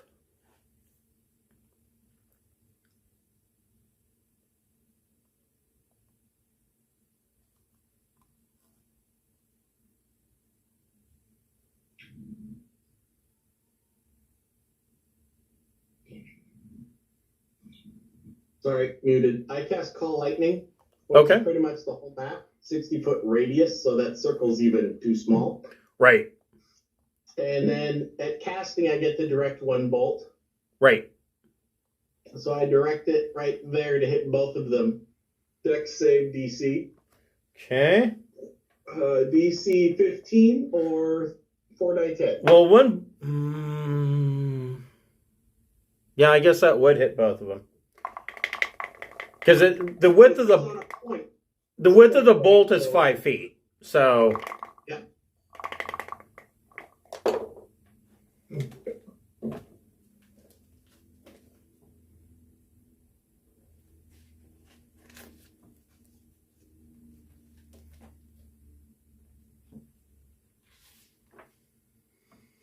Nope, they get 11s. Okay, they both take 19 lightning. Okay.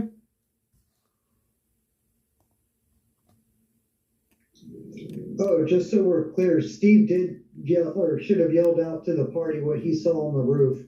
Like, oh shit, there's some blah blah blahs up there. Okay. Yeah. So you guys are aware that there are 2 bearded devils and a bone devil on the roof. Yeah. I'm sure And that. then I jump on my broom and I fly. I set the cloud 40 feet above the ground. Okay. I fly 50 feet, so I'm in the cloud. Okay.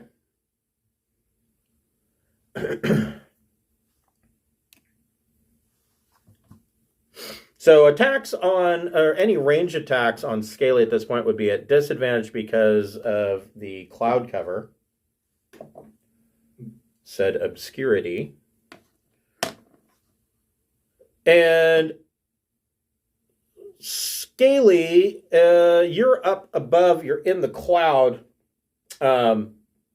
So you're aware that there's big stuff on the roof, but you can't see through the cloud either. Right. So the gladiator captain. Well, on his way up, he should have seen the Dome of Darkness, though.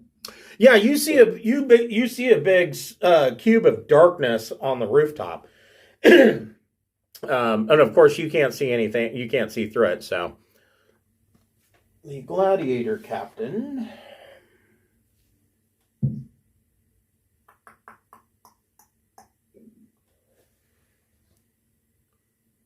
He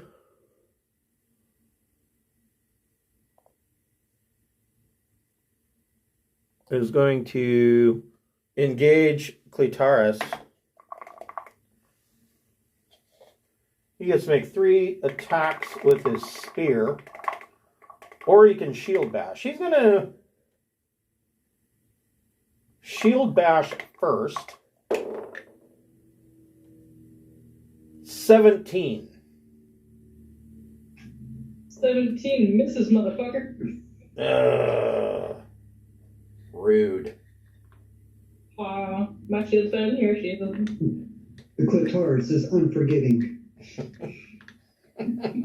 You missed the Clitaris.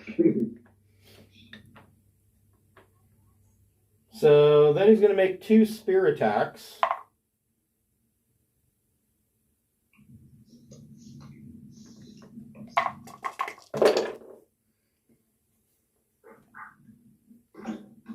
$18 to hit. Miss. That goddamn armor I gave you.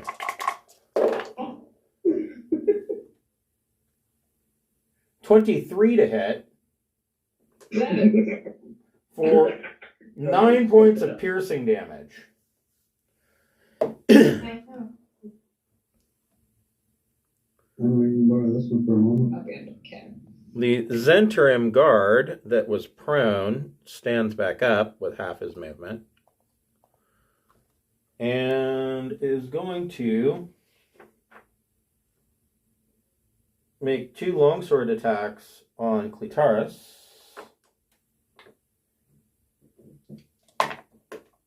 First attack. 9's going to miss. Second attack. 9 is also going to miss. this guard's going to make 2 longsword attacks on Smokey. 10 will miss. There we go. Soft 20. Does that hit, Smokey? Yeah. For 10 points of slashing damage.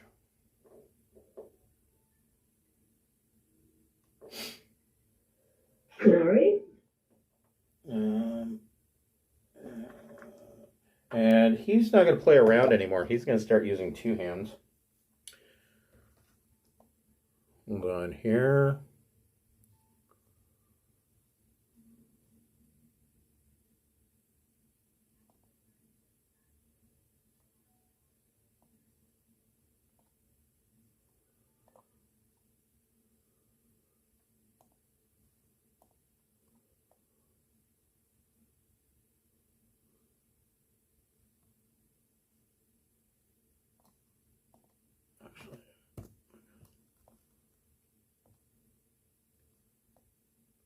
Okay.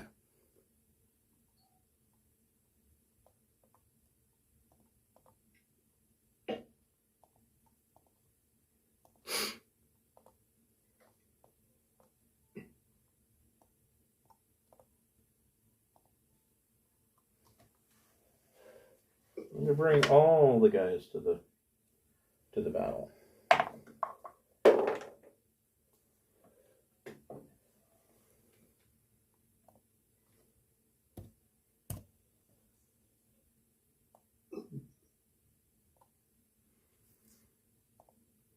Okay, so this is getting ridiculous. Okay, so hold on while I switch to this other map.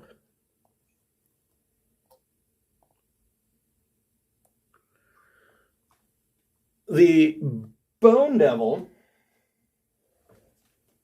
Steve, is in for a rude awakening.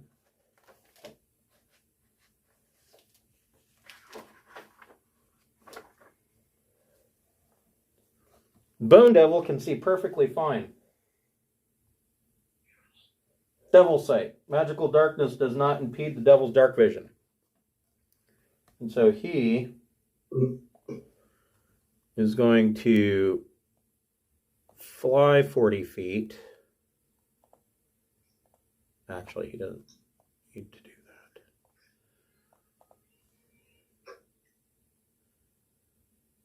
And he lands right there.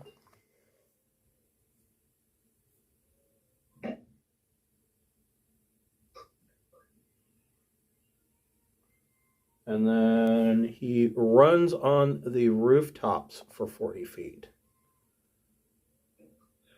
We'll say that this is difficult terrain. Hop onto the tower. So that cost him 5 feet of movement. And he gets to there. Mm-hmm. Mm-hmm. Oh, good.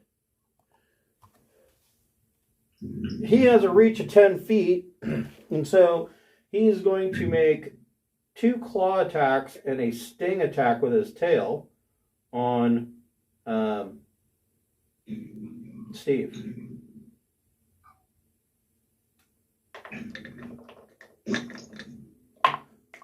First claw attack, 19 to hit. That is definitely hitting Steve for a 19. 8 slashing damage. Oh. Second claw attack, 25 to hit for another 7 slashing damage. I'm going to lay out a hellish rebuke on that one. Okay.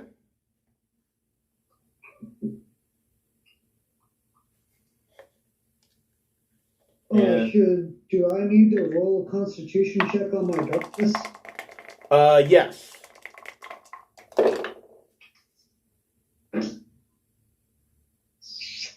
Yeah, no, darkness, that dissolved. Okay. And he got a 13 on his dex save. That does not make it. Okay, so he can go ahead and take some fire damage. And that's going to be 3d8 because it caps as a level 2. Where's my d8s?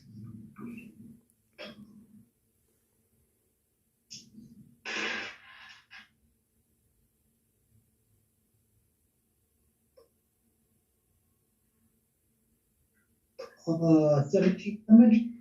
Okay.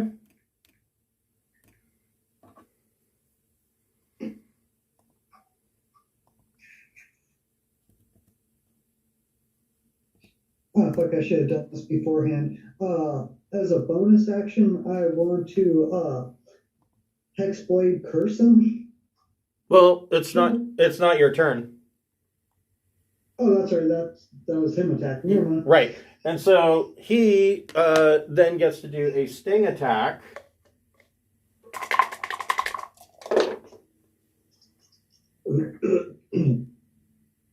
But he only gets a 13. Yeah. No hit. Okay. All right. So that was his turn. That was main turn. Meanwhile, down below, Smokey, what would you like to do? Kill the guy in front of me. All right. Hit him with the great sword. Right? Hit him with the stuff.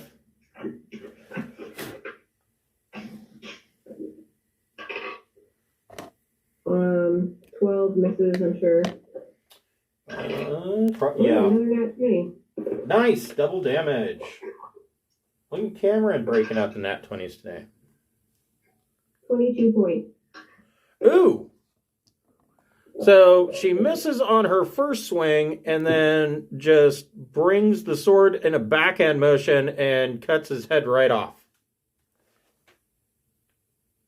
I think, no, I don't have a bonus action when I really want to do this. I'll step over here. Okay. And that'll be your turn. Okay. Hold on here. The bearded devils. I need to decide what to do with these guys. Let's see.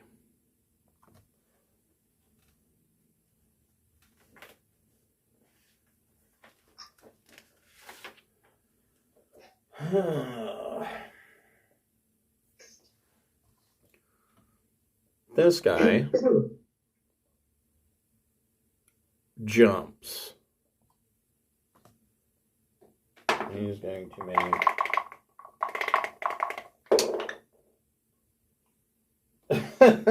So, he doesn't do so good.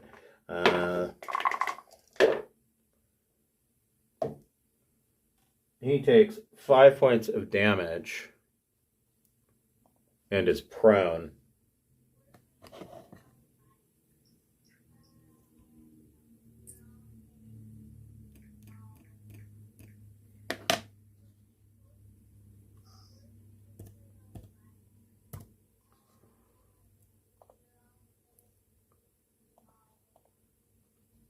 Hold on here. I'm going to place him because he's now down below.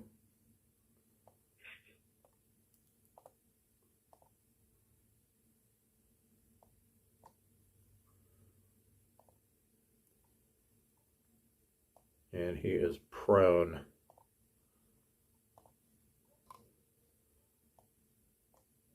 The other bearded devil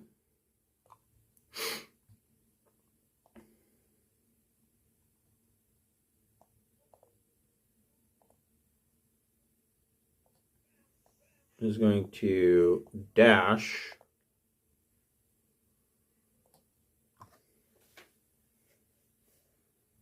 that is as far as he can go, so that's his turn.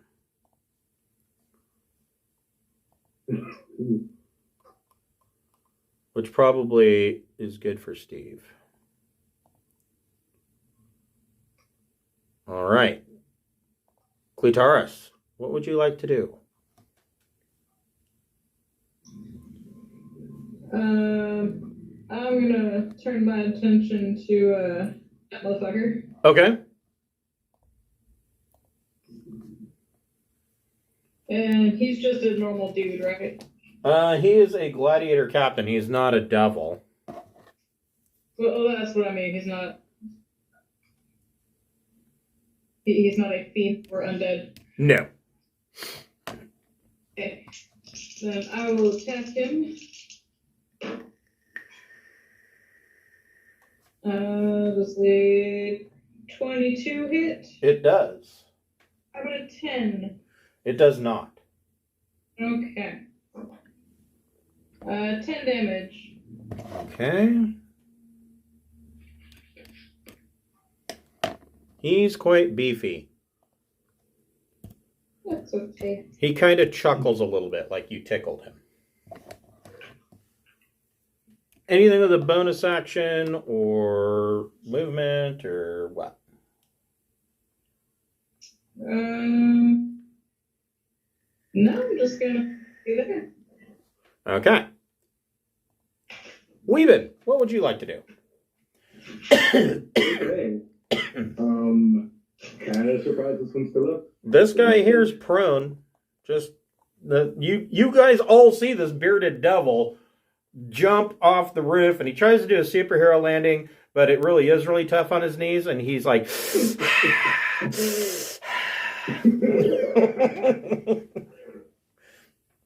All right, well, then I guess I can try and take on the bearded devil.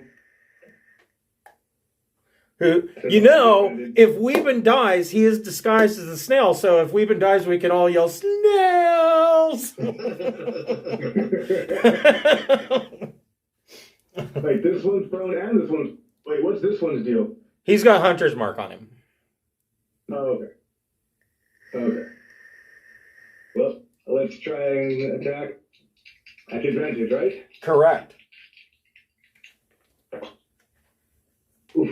Okay. 18 to hit. That hits. Is your dagger magical? Yes, I'm using a +1 mace. Oh, okay. So, sneak attack applies. Correct. Because you had advantage. 10, 15, 21, 28 damage. Ow.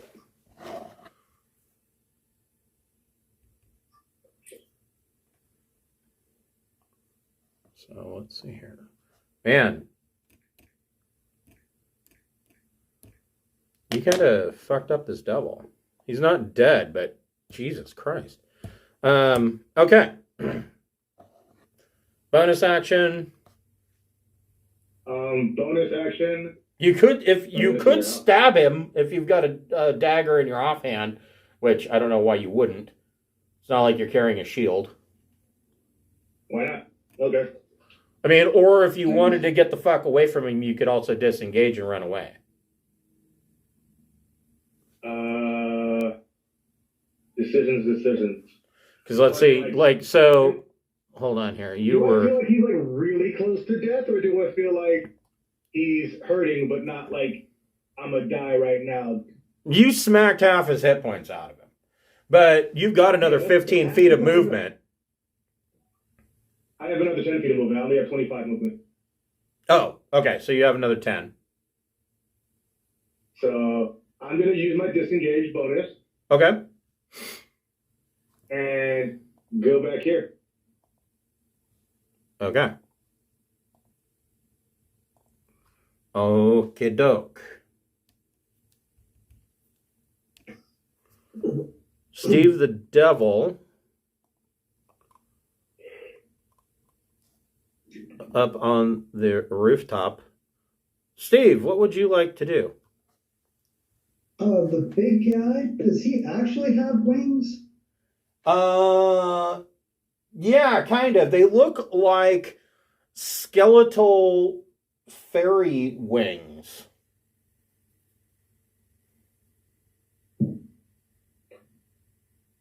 I'm still gonna give it a try. If you want, go ahead and put me back down below. Okay, so you're dropping back down into like the. Well, yeah. Okay. well, I'm gonna end up like over here somewhere behind the party. Okay. We'll say like right there. I'm gonna hit the big guy with a bonus action of Hunter's Mark. Okay. Or no, not Hunter's Mark. I'm sorry. Hexblade's Curse. Right. Let's see here, and I have something. Hexblade. I'm gonna give him a little machine gun icon for Hexblade's Curse. And then I will hit him with an Eldritch Blast. Okay.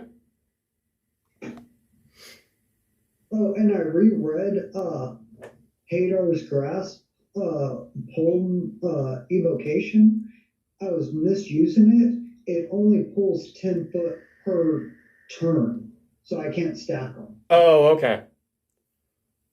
Well, that's definitely a good thing, because I've been doing that wrong myself for like 3 years. So yeah. I was thinking it was per bolt, but it's just once per turn. Okay, gotcha. Well, that's. So from what I understand, if you can use it as a bonus or as an opportunity attack, spell cast opportunity attack, you can use it at that point because it's per turn, not per round. Okay.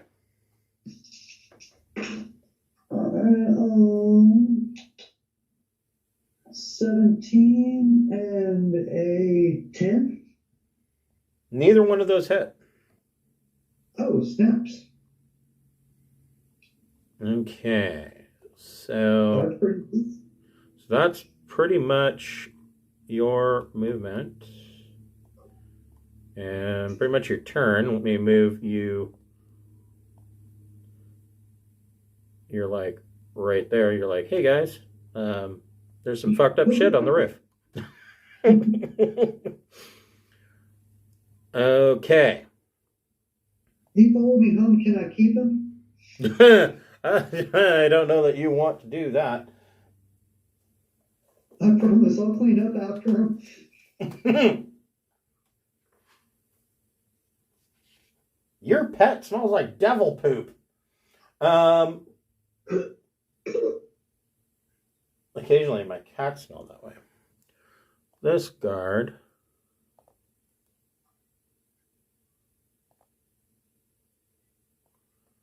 makes it to like right there. And this guard makes it to like right there. Okay. Actually, they can dash.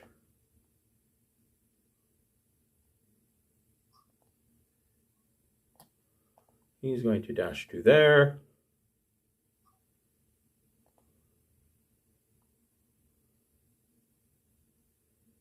He's going to dash to there. I bet that's all they can do because they used everything to get there. And this is turning into a clusterfuck. Scaly, what would you like to do? I will dip down below the clouds, take in an assessment of where things are, and I will direct the lightning bolt here to get the 2 new guards. Okay.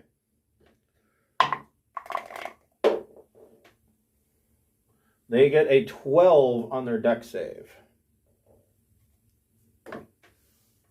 They each take 15 points of lightning. Well, that is more than they can take. Your lightning bolt turns them into long pig with burnt ends. Back up into the cloud. Okay, so you're back up in the cloud.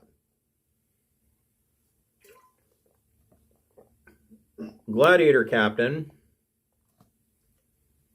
has had enough of this shit. And first he's going to try to shield bash Clitaris.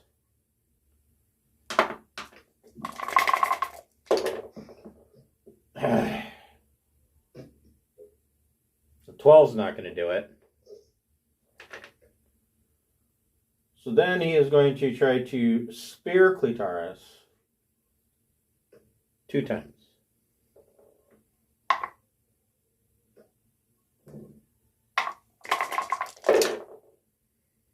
Oh, that's unfortunate. 9's not going to do it. God damn it. 11's not going to do it. So he's completely useless. Now I'm thinking those dice need to be replaced. Those dice need to go in the jail. All right. The veteran Zent guard that is left, this guy,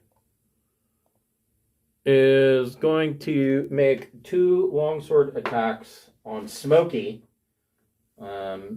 He does not want to get hit with that big sword. And he is going all out with 2 hands. Nat 20. Do it.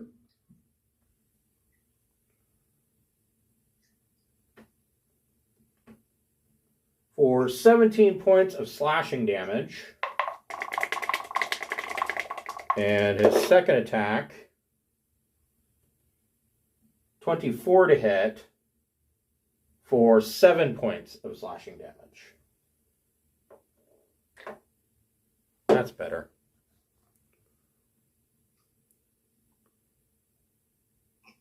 Okay. Le Bon Devil. Well, let's see.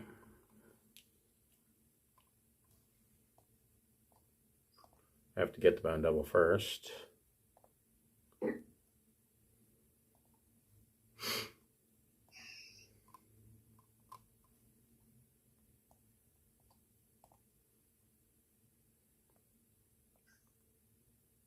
The Bone Devil flies down the, well, he flies up and over the battlement, so that's exactly 40 feet. He lands right there. He then is going to take a step, well, yeah. No, he's going to stay right there, and he is going to make he's got a 10-foot reach, so he is going to make 2 claw attacks and a sting attack on Clitoris. Because we don't like paladins. First attack, 17 misses. Second attack, 16 misses. And a sting attack.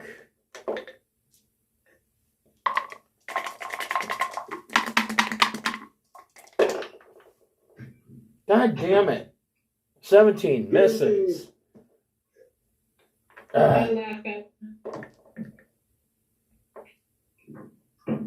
Tell him that he's nothing but a tiny imp. He says, imps are delicious. Smokey, what would you like to do?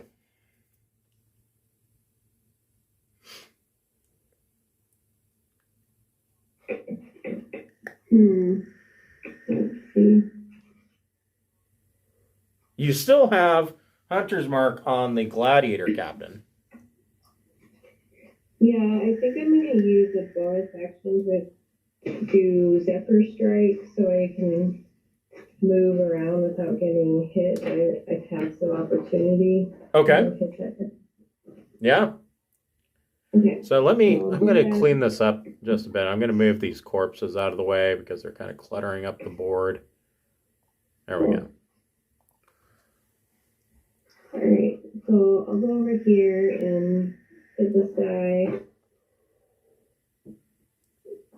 Starting to look like Dunkirk in here. I literally rolled another nat 20. Nice! All right. So you're all about it. Okay.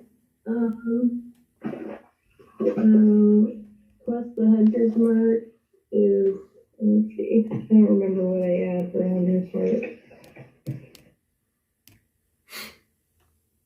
She'll go months and months of rolling like 5s and 6s, and then she gets one day where she rolls nothing but nat 20s.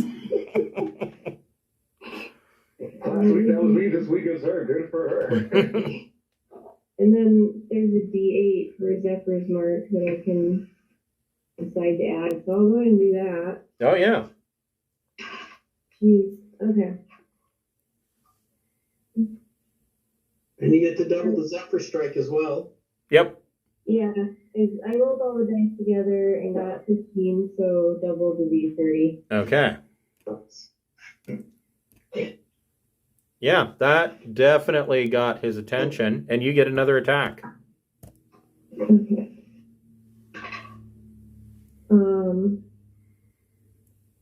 Let's see, 23. That hits. Cool.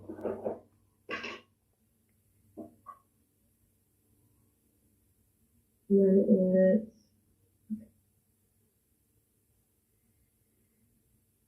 it's 13 altogether. Okay. So I think you've made a new friend. And I'm a little hurt, and I can run away, so I'm going to run away behind the wall here. So if you run away, he does get an attack of opportunity on you. Not with Zephyr. Oh, that's right. Zephyr strike. Right. Okay. Okay. So you run away around the wall. Okay. Which is probably good because, there's a friggin' devil right there. That Scaly posted a picture of what the bone devil looks like. So the bearded devil is going to spend half his movement to stand up and tells everybody that he meant to do that. And he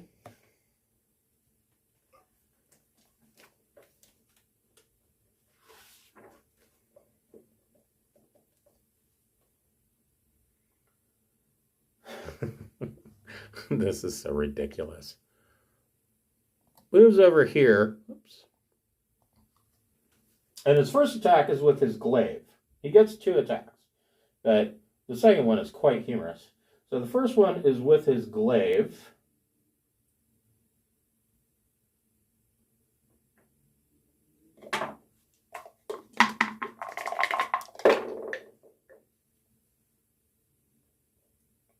$19 to hit. I rolled the wrong damage. How dare you? Just how dare you? For 6 points of slashing damage. Oh, you think you're just so big and bad with your glaive over there? And Weeben, you need to make a DC 12 Constitution saving throw. Son of a motherless goat.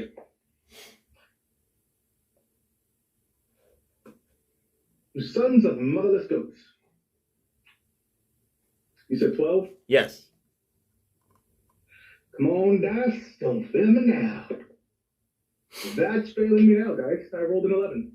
Okay. So, let's see here. At the start of each of your turns, you will lose another 1d10 hit points due to an infernal wound. Oh, fuck my life. Each time the devil hits the wounded target with an attack, the damage dealt by the wound increases by 1d10. Any creature can take an action to staunch the wound with a successful DC 12 Wisdom Medicine check. The wound also closes if the target receives magical healing. But So do I take the D10 now or at the start of my turn? at the start of your turn, because you're basically you have a wound that won't close. It is it's like the bleeding feature, but it's because it's an infernal weapon. And then his beard reaches out and tries to stab you. How dare it? 21 to hit Yeah? for 4 points of piercing damage. And you need to make another DC 12 Constitution saving throw. The hell? Don't tell me the beard's infernal too. Well, at least that one I made it. I got a 13. Okay, so you are not poisoned for 1 minute. I got a poison beard? He's got a poisoned beard. Hell? He's using that. Poisonous? He's using that special No, beard sir. oil. No, they are not all poisonous. He does not. He clearly does not use products from Fable Beard Company. Exactly. So up on the rooftop, clop, clop, clop. This bearded devil jumps off the roof. He needs to make a save. He makes his save.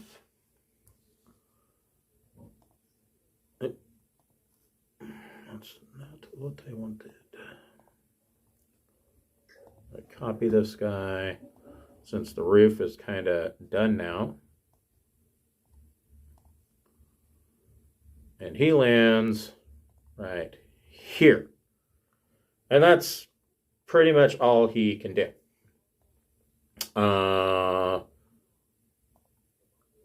Cleitaris, what would you like to do? So the guy that you've been fighting, he just got walloped pretty good with that big sword that Smokey's swinging around.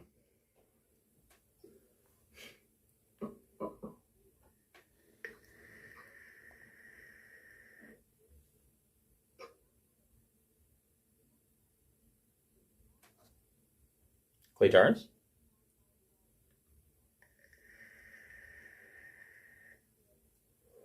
Did we lose Cleitaris? Is Steve there? Sorry, what? We were on mute. Ah, She was just complaining that her backup weren't hid behind a wall. right? Yes. So where the fuck did everybody go? Well, I got this, guys. Don't worry. Can I hit the devil dude? Devil Dude is 10 feet away from you. Oh, wait. No, I guess he's 5 feet away from you. Is he? So I can't. No. He is 10 feet away from you. I was right the first time. You hit the other two. Okay. How does that work when someone is like taking up 4 squares? Well, that's part of the reason why he has 10-foot reach.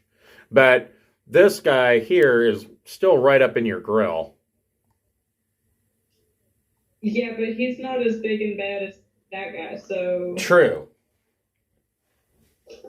Well, fine, I'll smack him in the face. Okay.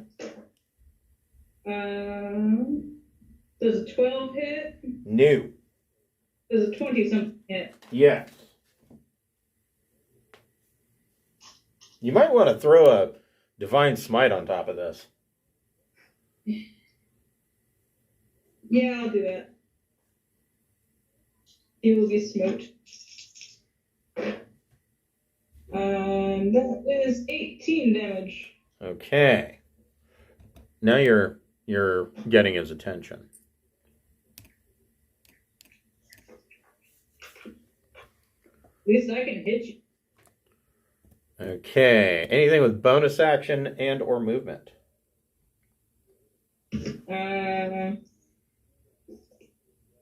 Well, he's a gladiator, so I guess I'll smack my hilt against my shield saying, bring it. Okay. All right. Taunt him into battle. Weeben, what would you like to do? I suppose first I have to take that D10 of damage, right? Oh, that's right. Stupid D10 of damage. You take 9 points of damage. Let me... Come here, D10. Let's see. It is... Yeah, it's just 9 points of damage from your infernal wound. Weeben is bleeding profusely.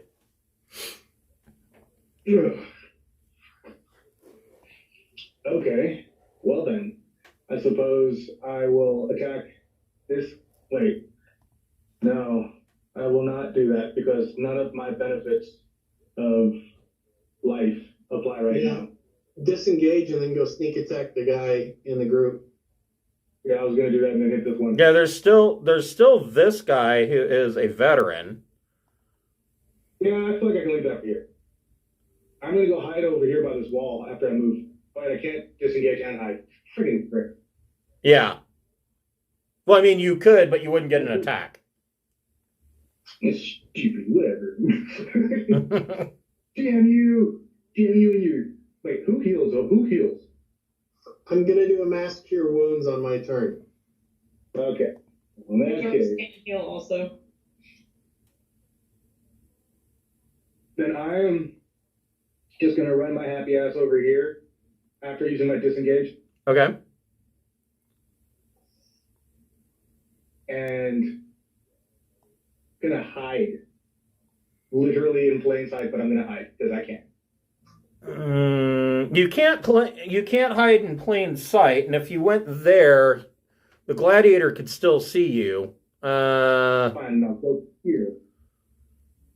Okay, I'd give that to you. That Clitoris is big enough that she would kind of cover you. So yeah, you can go ahead and make a stealth check.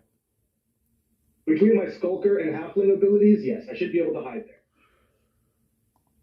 Well, Skulker really has nothing to do with your stealth check, but other than the fact that if you miss, it doesn't reveal your position. But really, the fact whether he has eyes on you or not. Nah. You can try to hide when you're lightly obscured from this creature from which you're hiding. But you're not. What I'm saying is. I am lightly obscured. In what way? I mean, he's standing right here. He's got a direct line of sight on you. You know, I'm always confused by this direct line of sight thing. It always works to their advantage, never to mine. I will say that Clitoris is big enough that you could hide behind her. I will take that. Come on, stealth check. Some of which. Of course, I rolled not great. Okay, let's see here. Stealth 14. Okay. Okay, so you have a 14 on your stealth. Bonus action was disengage, and you moved. All right. Steve the Devil, what would you like to do? Oh, let's see. That's a very good question. Steve is going to do, if I measured right, a burning hand should reach the big guy. I will, before you decide to do that, I will just go ahead and tell you, all of these devils are immune to fire. Ah, damn it. Well, never mind. Steve, you should know that you're a devil. I'm not a devil by blood. I'm a devil by a curse. And I didn't even graduate high school. I don't know the math about this. Steve's a burnout. Ain't nobody got time for that. All right, well, let's go ahead and make this fun. Let's go ahead and try to hit the big guy with an Eldritch Blast again. Okay, go for it.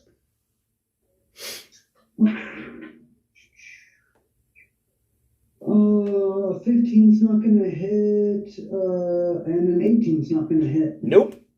Both of those. He holds up his hands, and both those beams just bounce off of his hands. Yeah, I'm rolling like crap today.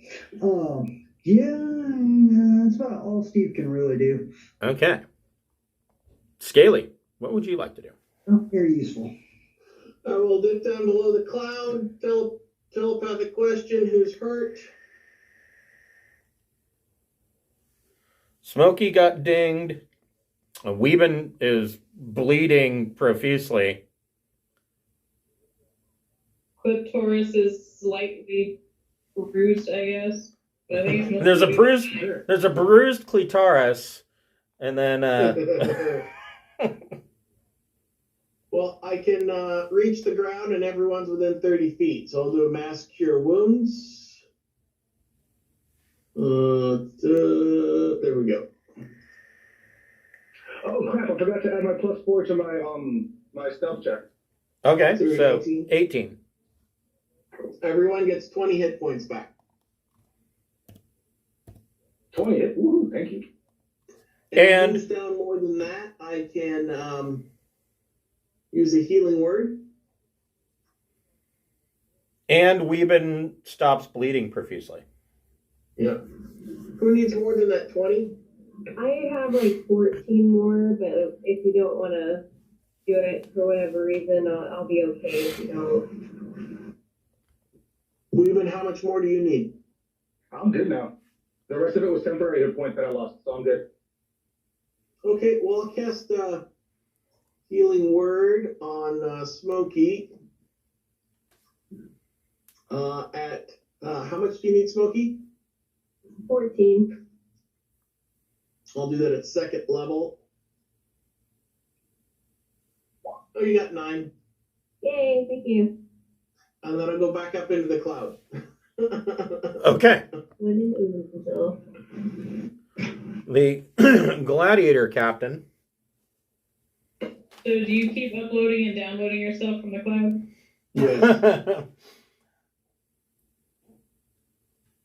So the gladiator captain is going to attempt to shield bash Clitaris. God damn it, this never works. 11 is going to miss. And then he is going to do 2 spear attacks.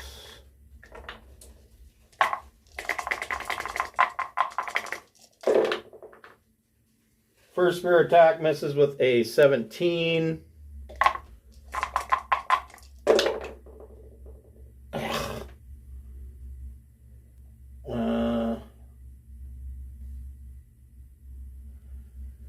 Second spear attack is an 18. That misses. Feckless deck. The veteran Zent guard.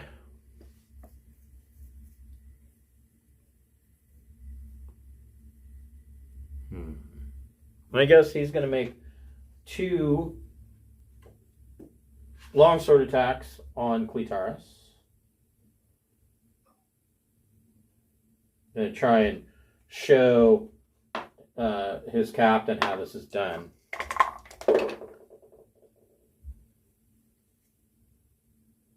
$23 to hit. Okay, fine. It's For 4 slashing damage. Second attack.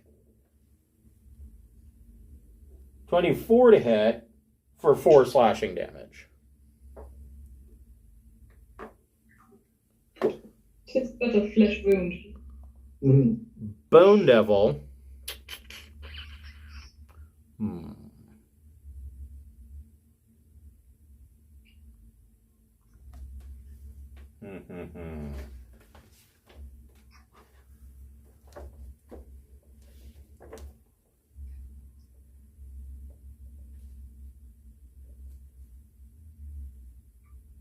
With his 10-foot reach, is going to make 2 claw attacks and a sting on Clitaris. First claw attack. Soft 20 to hit. For 8 slashing. Second claw attack. 16 misses you. And his sting attack. Oh. 14 misses you. Okay. Smokey, what would you like to do?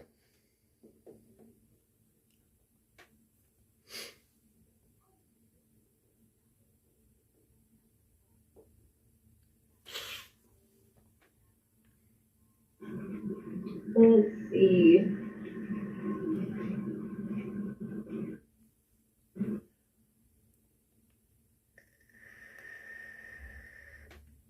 You think I can make it back over to the gladiator guy? Or is it too crowded? Probably too crowded, but if you went right here, you could likely take out this veteran guard. Yeah, and I think I'll do that.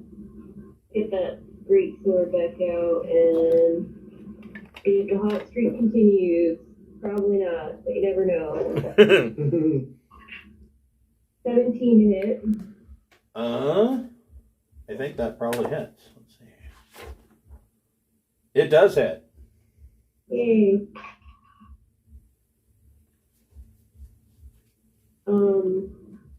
It's 15 altogether. Oof. Yeah, and you drop the veteran guard. Oh, wow. Okay, I have another attack. Yeah, you can take a 5-foot step and swing on either the the gladiator captain or the bone devil, your choice. Well, I rolled a 2, so nobody's getting hit. Okay, so nobody's getting it. All right. That's how you want to play it. The bearded devils. Let's see. Well, this guy needs a new playmate, so he's going to come up here. This guy is going to come up here. First bearded devil is going to do a glaive and a beard attack on Steve, the devil. Glaive attack. 15 to hit.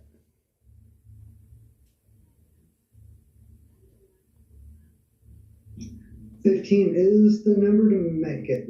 Okay, so you take 8 points of piercing damage, and 9 points of slashing damage, and you need to make a DC 12 Constitution saving throw. 12 con, you say? Yes.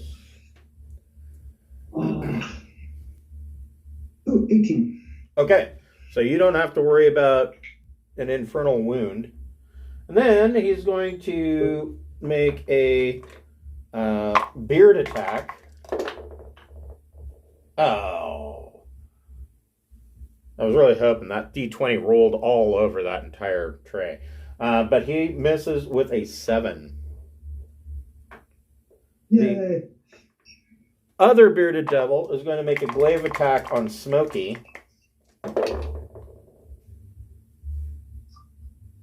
21 to hit. Yeah, it is. For 8 slashing damage. And Smokey needs to make a DC 12 Constitution saving throw.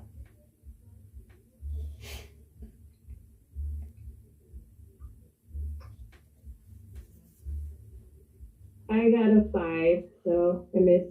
Okay, so Smokey has a wound that will not stop bleeding. She will take an additional D10 hit points at the start of each of her turns until somebody makes a DC 12 Wisdom medicine check or she receives magical healing. And then he makes a beard attack on Smokey. God damn it, what is it with them and the 2s? Gets a 7 and misses with his beard. Cleotaris, what would you like to do?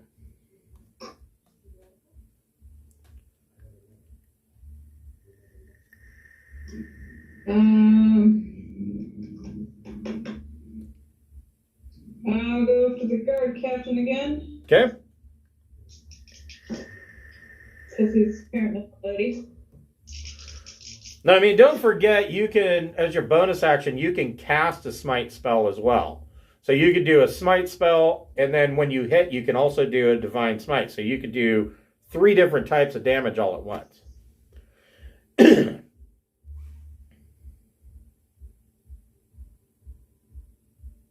This is true, I suppose. Yeah, you can do hella burst damage. I mean, if you're 23. Those both hit. Okay. So, I mean, of course, the bonus smite spell would only happen once, but you could throw 2 divine smites on that with 2 weapon damages because you hit both times. 2 weapon damage, which also means sneak attack. Do I count that on one? Yeah, you would only count the sneak attack once. Sneak attack, and I'm going to throw a smite on there.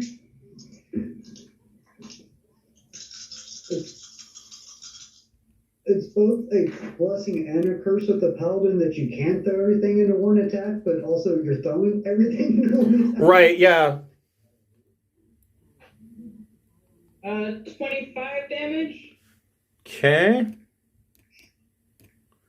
Like, whoa, I did 300 damage. Now I need to take a nap. That was well over half of what he had left. He's not down yet, but he's hurting considerably. Good.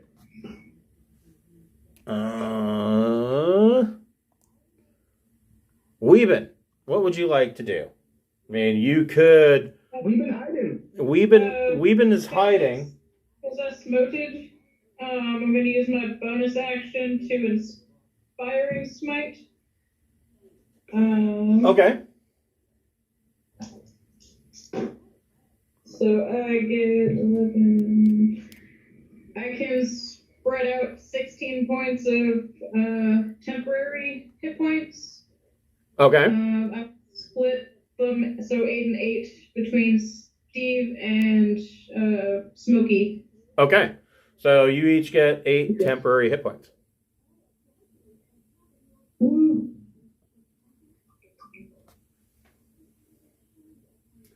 So, Weeben, you are hidden from the gladiator captain. So, you would get advantage on your attack against him. Woohoo! You could, if you wanted to sneak up right there and stabby stab, or clonky clonk, rather, with your mace. For clunky clunking. Okay. Alright. I will tread just enough forward to be able to bash this person. Okay. Your sneak attack applies and you have advantage. Alrighty. And that is 18 to hit. That hits. Oof. Okay. All of the damage. Or not. 14 plus 21 damage. Ooh. Weeben sneaks up and bashes this guy's skull in. He is dead. I didn't hit his skull. There's no way. I probably hit him like square in the solar plexus. Your mace went through him. I killed him with a spoon. It's like, Anything with... Does Weeben want to do anything with a bonus action and movement? yes. Weeben will do another like move over here, and I'm gonna try to hide again so that I can continue to get maximize my damage next turn. Okay, you're going to want as high of a stealth as you can get, because devils aren't as dumb.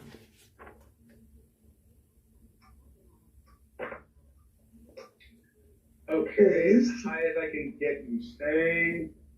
Well, at least getting around the corner, you get some cover. That helps. Yeah, that's true. Well, how about 27? Wow, that's... They do not know where you are at. That'll do, pig. Steve... Yay! Steve the Devil. You have a bearded devil. Oh, and you are bleeding, are you not? No. Yes. No, I saved. Did you save? Okay. Yeah. Okay.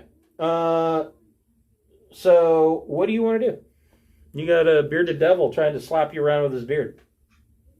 Let's see. That's a good question. I'll go ahead and try to poke him with my weapon. Do you have a magic weapon? Yes, it counts for magic. It's my hex blade. Oh, yes. Okay.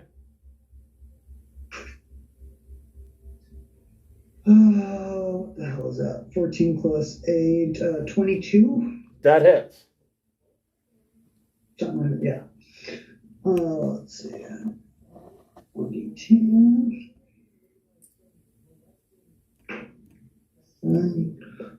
14. Yes, don't have anything off that. Yep, no, 14 total. Okay. This bearded devil's messed up. Are you gonna push him? Oh, that was just with my my weapon. Oh, your hexblade from the blast. And then anything with a bonus action or movement. Do you have a second attack? Probably not. No. Okay. No, warlock, sorcerer. Nope. Bonus action, movement. No, not at the moment. Actually, I'll take a 5-foot step back. No, that's going to provoke attack, so. Yep, that would provoke an attack of opportunity. No, I'll just hold my ground. I'm doing okay. Okay. All right. Scaly, what would you like to do? Call lightning. Right in between these two. So get the bone and the bearded. So if you want to know, this guy is the most damaged. Like, he is... All right. I'll risk it. They've got resistance, and I only get to hit one, but it might finish him. That'll help us. So thank you. Let's see here. We will roll this. He gets a 17 to save. So he takes 10. And that is more than enough. You see this devil drop to the ground and his corpse turn into a puddle of goo. Then I will... Let me get my hand. Yeah. I'll fly it over there. Okay. Le Bon Devil. He's going to keep... I could do another healing word as a That's bonus if someone needs the hit points desperately. I think we're okay. Wait, somebody got hit by the cleaving bow and has the D10 coming to them though. Smokey. Yeah, I do. That's right. Yeah. Okay, I'll healing word on Smokey at 2nd level. Okay. Whopping 7 points. But that stops your bleed. Yeah. That at least staunches the wound. The Bone Devil is going to continue to focus on the clitoris. Because, I mean, who doesn't want that?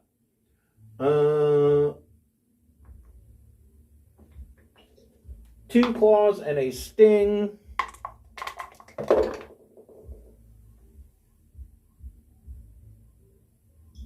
Always good chance before playing with the clitoris, okay? 26 to hit with a claw for And 10 points of slashing damage. Ah. 10 misses you. And then the sting...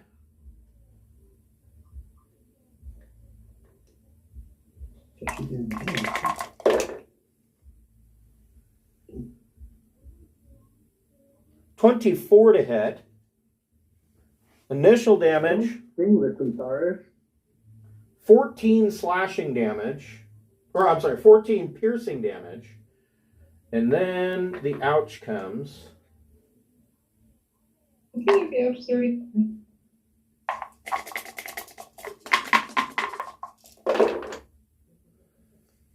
Okay. Action. 19 points of poison damage, and you need to make... It's an action if it's yourself. I believe it's a bonus. You said 19 and I need to do what now? 19 poison damage, and you need to make a DC 14 Constitution saving throw.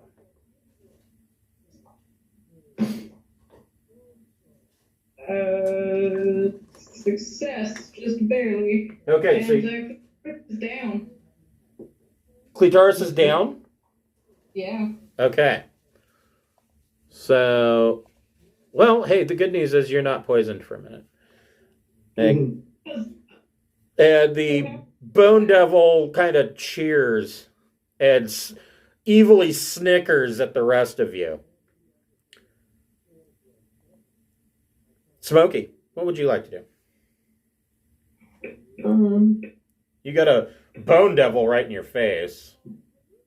I'm gonna move the Or not Hunter's Mark to the Bearded Devil, rather. Oh, where's the Bone Devil? So Up on the other this big red guy is the Bone Devil. This guy is a Bearded Devil. Oh, well, the Bone Devil just hurt someone in the party, so I'm gonna move, with a bonus action, I'm gonna move the Hunter's Mark onto the Bone Devil. Okay. And swim with a man. All right. So now he has Hunter's Mark as well.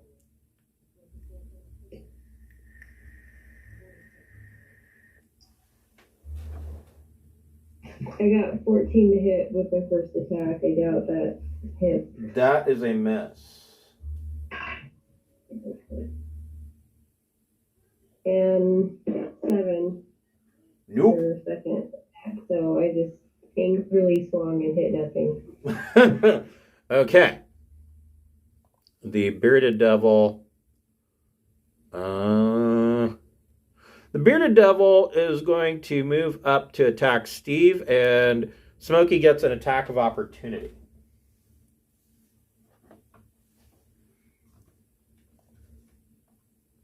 $16 to hit. That hits. Really? Okay.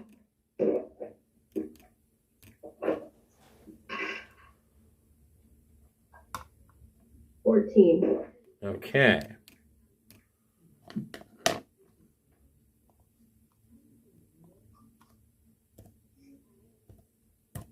And he is going to make a glaive attack on Steve.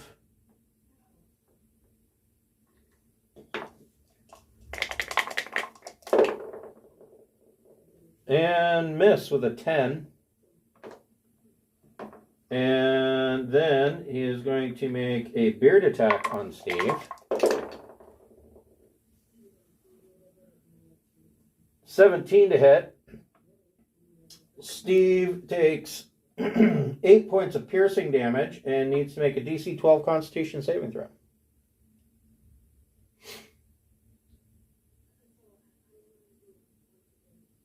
Yeah, that's terrible. Okay. So you are poisoned, which means you are you have disadvantage on attack rolls and ability checks. But in addition to that, let me find a little icon for you. Here we go. You get the drippy bottle insignia. In addition to that, you cannot regain hit points while you're poisoned in this way, so for 1 minute. And the target you can repeat the saving throw at the end of each of your turns, ending the effect on a success.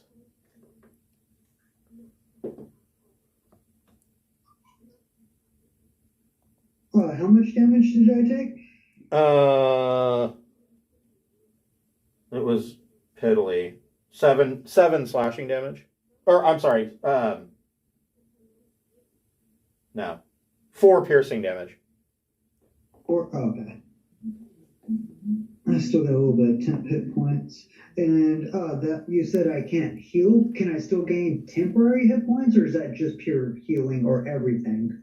Temporary hit points, they can throw temporary hit points on you, but you cannot regain regular hit points until you end the poison.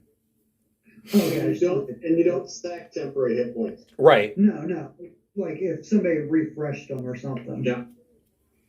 Clitoris, make a death save. Yeah, let's do that.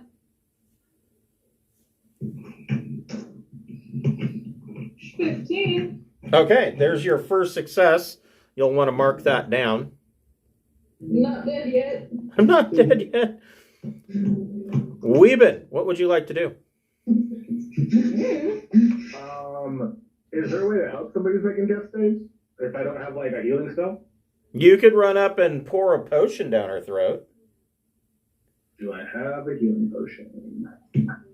You could steal the healing stick out of my back pocket. Then you could do that. Smack her in the forehead. Wake up. All right. Then I will do that. I will like stealthily move over here and then reach into the back pocket with my bonus action to use the object or to grab the object.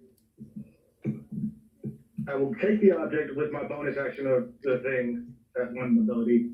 Then I will use it with my actual action. So, what is the healing stick? Is it a wand of healing? Wand of greater healing, 4d4 plus 2 hit points. Okay. Weeben, make an Arcana check. Oh, shit. I don't know nothing about no magic. Maybe you should have poured a potion down my throat. I have those too, apparently. You have potions? I do. Oh, well, then maybe I just take a potion and pour it down your throat. You can do that. Do that. That works.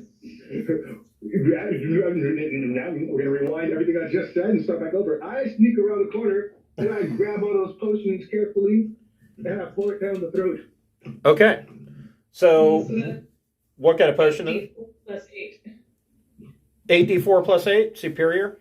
Yeah. Yep. So, Weeben, roll 8d4 plus 8. Okay, that's a lot of D4. Let's find some D4. I suppose I could roll the same one over and over. Got the same two, as opposed to trying to grab more right now. You said 8 plus how much? Well, whatever. 8d4 plus 8. 8d4 plus 8.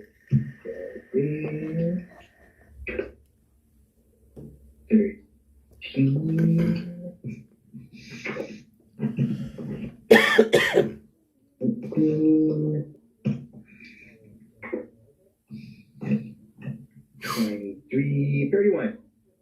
All right, so Clitoris now has 31 hit points. It's really good that you did that because the Bone Devil was going to go for a coup de grace. I had a feeling that the Bone Devil was going to go for it. That would be a very Bone Devilish move. Yes. Right? Okay, so that was Weeben.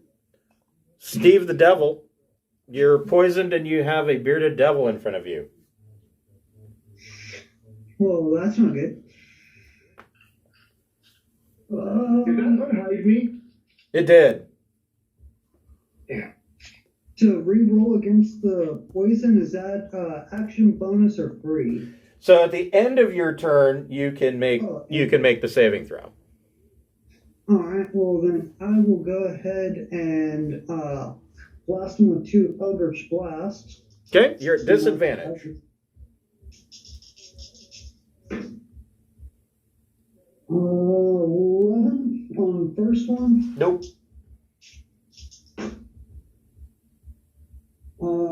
16 on the second. Second one hits. So the first one you blast and he blocks it with his glaive, and your second one hits him right in the chest. Cute. And I will forego pulling him into me. Yeah, you probably don't want that. 13 damage. Okay. Oops, sorry. Yeah, close. Good choice. He's already close. It's close enough. Okay. Anything with bonus action? No. Okay. And I will hold my position, roll against the thing. You said it's a 12? Yes, a DC 12 Constitution saving throw. No, I am still fucking. Okay, you are still poisoned. This will be the last turn of the game. Scaly, what would you like to do? I will lightning bolt the remaining beard devil. Okay. One here. So he...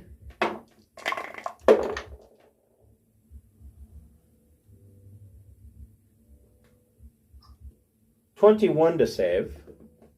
Okay, so he takes 13. Okay. That still hurts greatly. Let's see. Hold on. Yep. And let's see, how many second level? I can do a healing word on another person who needs 12 hit points. Well, don't give it to me. I can't heal. I'm down. Okay. Gordon does use poison. Can anybody do what he needs? I'm fine. It'll wear off. So Actually, I can use the Staff of Healing to cast Lesser Restoration and end the poison condition. It's not a big deal. It'll go away. Saves you from the saving throw, and you can heal next turn. True. I'm okay on hit points, so. Okay, so Steve's poison's gone. okay. And I'm done. Okay.